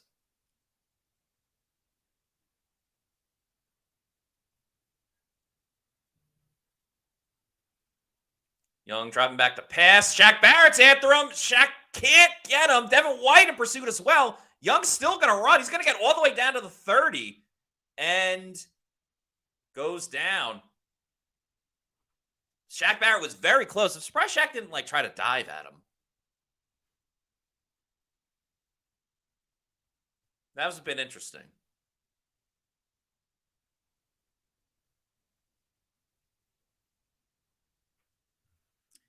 Thanks to Byron Turner for the $4.99 super chat. It says, despite the usual frustration of being a Bucs fan, we're close to our 3rd consecutive division title. Let's go, Bucs fans. Yeah, be a little happy.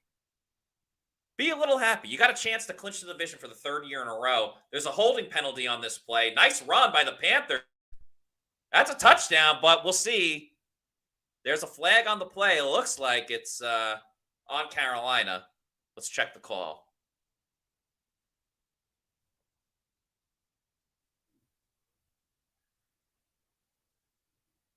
Yep. Bucs get a break.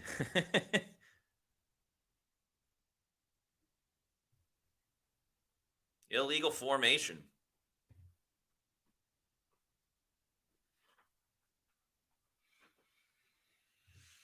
Yeah, Brian Anderson says, the NFC South sucks as always. We do have to remember that the Bucs are only making the playoffs because they're winning, that they have a chance to win the division. Kathy Gillespie says, I get so pissed at the so-called prevent defense. I wouldn't call it prevent. I mean, they forced the Panthers to go for it on 4th and 1. And then Bryce Young had a scramble of 30 yards. It's like they're not playing prevent. They got one big play. Oh, JTS knocks the ball out. The ball's loose, and it's recovered by the Bucs. Joe Tryon-Shoyinka in the biggest moment finally makes the play that Bucs fans have been asking for the longest time, and it's recovered by Greg Gaines. 2 Washington Huskies with their alma mater playing in the national championship game tomorrow team up to make a huge play. Will that be big for Washington tomorrow? We'll find out. But JTS with the strip sack, Greg Gaines recovers it, and that's going to help the Bucs out big time as we are getting late into the 4th quarter and the Bucs up 9-0. JTS, what a play.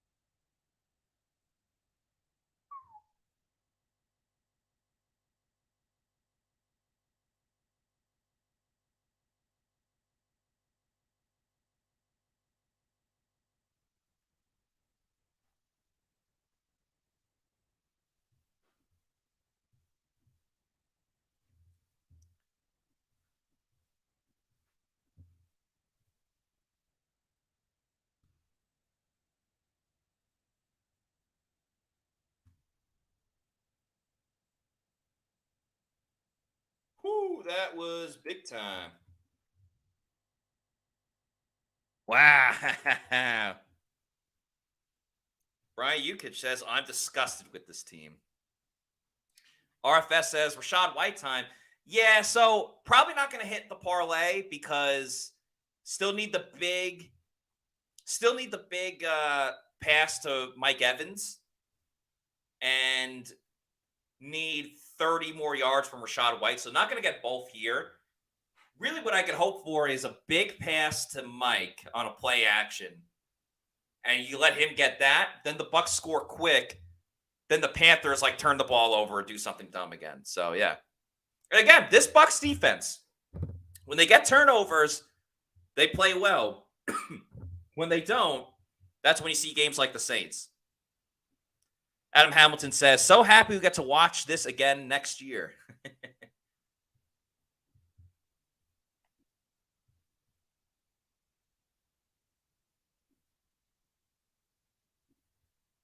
Joe Tryon Shoyinka.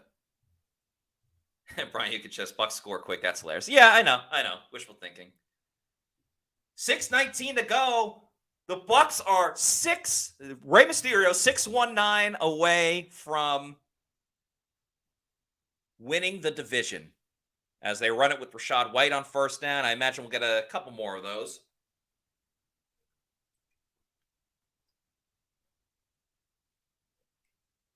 And that holding penalty was huge.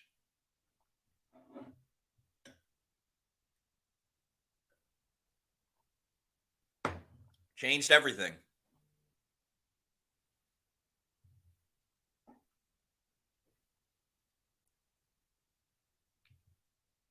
Imagine another run here. Don't go up the middle, though. Go to the side. Oh, Rachaad White, so close.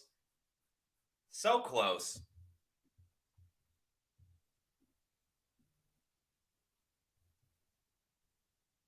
Yeah, Shad's at 52. So a 20-yard run here, and he would get it. Panthers start calling their timeout. So the Bucs aren't going to throw the ball, so that'll hurt with the Mike Evans play.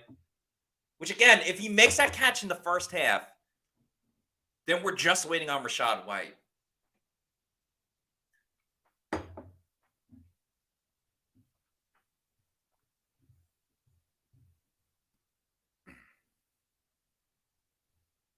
Again, a reminder to everybody, Pewter postgame show could be a fun one. Pewter postgame show will be myself, Scott Reynolds, coming up around, I don't know, half an hour after the game's done. 3rd and 1. Would love it if the Bucs went play action, deep shot to Mike Evans. Would love it. Don't know if we'll see it, but would love it. Nope, they're going to run it with Rachaad White. Shad gets the first down and still going. Very nice, very nice. Shaggy says, hit that like button. Yeah, please do. Please like and subscribe. Jameel Jones says, let's go. Oh, good run by Rachaad White. Yeah, not bad, not bad.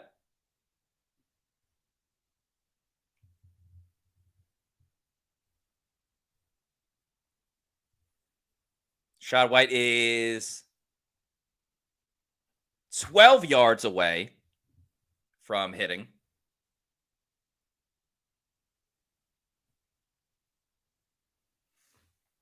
And you got to think they want to get Rachaad White 1,000 rushing yards on the season. Panthers call another timeout. What an ugly-ass 9-0 game. Go toss it to the outside. Another run with Rachaad. Gets about 2 yards. Slowly chipping away. There is also the chance that the Bucs might want to get Mike Evans the team touchdown record, which would be cool. I don't really foresee it happening. But again, Rachaad White gets a 12-yard run, then they go play action, Mike Evans touchdown. That would be sick. That's just wishful thinking. Brian Hernandez says, Bucs have no killer instinct. I mean, they're getting the first downs when needed in a big-time moment. Brian Anderson says Rachaad White doesn't matter. They need a win. I agree. Winning first is the most important. This season is crazy. I couldn't believe the Ravens got beat by the Steelers. Well, the Ravens didn't play anyone. Okay, 2nd and 9. Another run with Rachaad. Gets about 5 yards.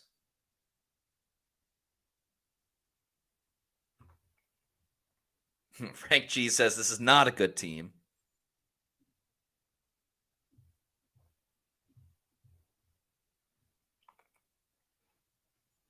Baker's thrown to 8 different receivers today. And Chris Godwin leads them with 37 yards.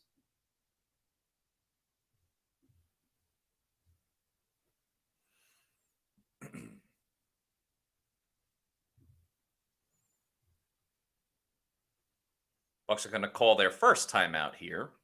With 4:42 to go in the game, Tampa Bay is up 9-0. They got a 3rd and 5 coming up. Another first down or two really seals the game. They're not going to throw it anymore. There's no reason to. All it does is kill the clock. Alan Mnemonic says, I'm putting all my money on Philadelphia next weekend. Yeah, not a bad idea. Rox's review says, how's Baker going to be magically better by next week? Not enough Celsius to fix him. All right, 3rd and 5. Baker and shotgun. Kind of odd. They're going to throw it. Go deep to Mike.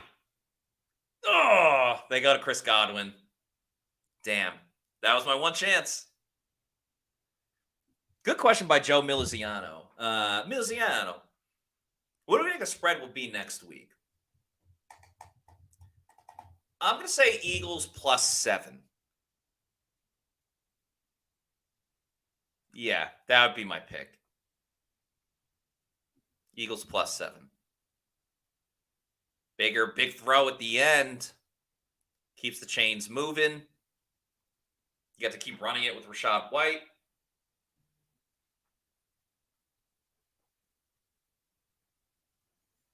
There you go, shot. There you go, shot. All right, all right.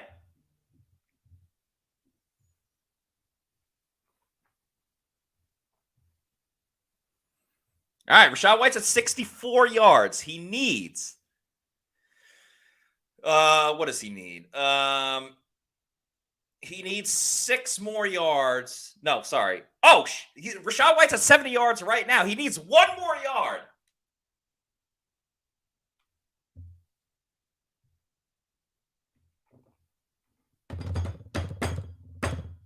One more yard. Let's go, Rachaad. Get that yard. Get that yard. He gets the yard. Rachaad White over 70.5 yards. What did I tell you? What did I tell you? Give me the over. Give me the over. I like it. Oh. Rachaad White over 70.5 rushing yards.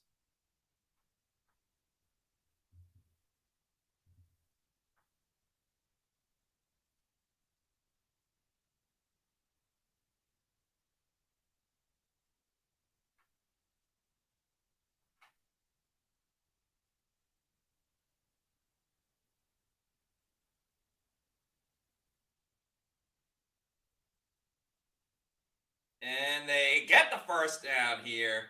More Rachaad White.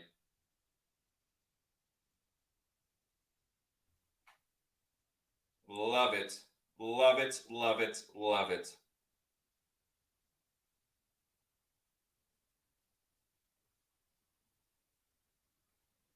And the Bucs are salting this game away. Jeff the Champ says, good old Matty Diamonds. Yeah, gonna go 2 for 3 today. And then I had the Bucs -4.5 I did have the over, so that ain't hitting. So overall, McLaughlin, Rashad, Bucs minus 4.5. And then Evans not hitting, and the other one not hitting. So 3-2 overall. Don't hate that.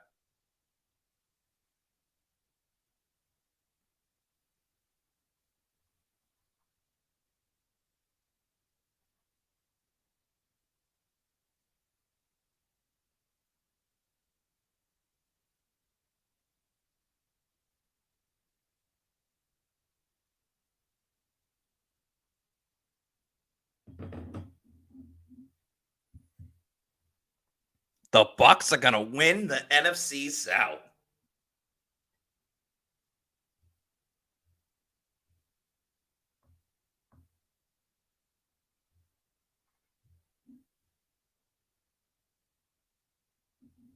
All right, Rashad White's also very close to getting 1,000 rushing yards on the season. So they're probably going to try to keep running it with him a couple more times.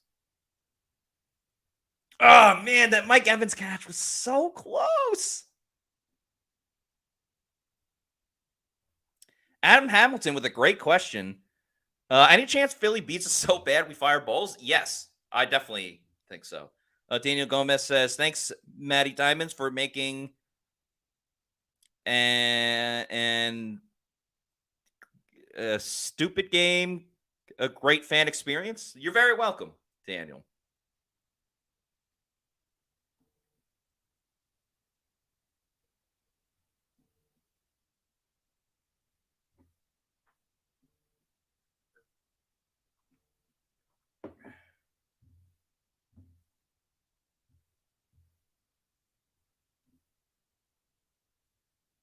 JK says, call it at the beginning, demoralizing win.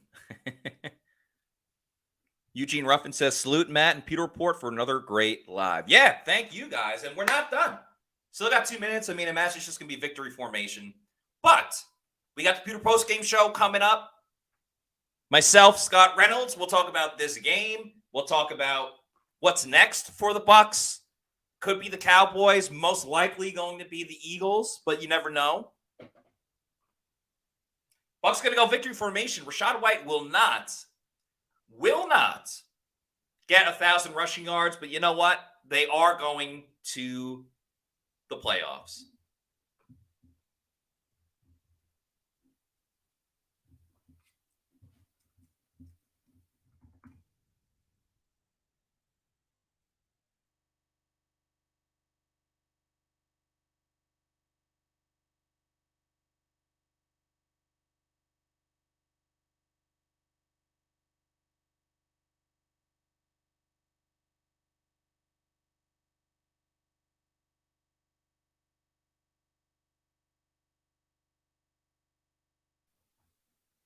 The Bucs are going to the playoffs. Playoffs? Yep. Playoffs.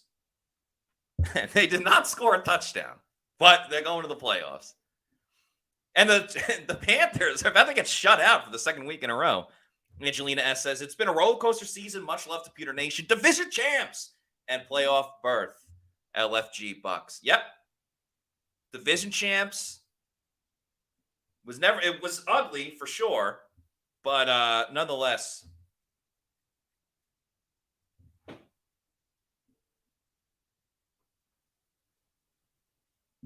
playoffs. All right, Baker takes his last knee. That's it. Bucs win the game 9-0. They win the NFC South. They're going to the playoffs, baby. That means another week of coverage, another week of podcast talking about another game for your Tampa Bay Buccaneers, and they are hosting a home game next week. We'll find out if it's Saturday, if it's Sunday, or maybe even Monday night. I know it wasn't the prettiest, but if we would have said back in the summer that the Bucs are going to make the playoffs, there would have been a lot of doubters. The Bucs proved a lot of people wrong, no matter what way you want to slice it. Congratulations to the Tampa Bay Buccaneers going to the playoffs for the 4th year in a row and their 3rd straight division title. Not the prettiest of games, but a lot to be happy about. Thank you to all the Pewter people for watching with me. Appreciate all of your kind words. A lot of great things, a lot of very nice sentiments that you guys had to say. And like I mentioned before, we're going to have the Pewter Post-Game Show in just a little bit. So hang tight. We'll announce it on our social media when we're going live, but it'll be myself and Scott Reynolds, and we're going to talk all about this win. So for myself, peace out. Bucs, NFC South chance. Shout out to Adam Sylvan as well. For Adam Sylvan, I'm Matt Matera. Thank you all. Peace out. Pewter Post Game Show coming up soon. Division champs.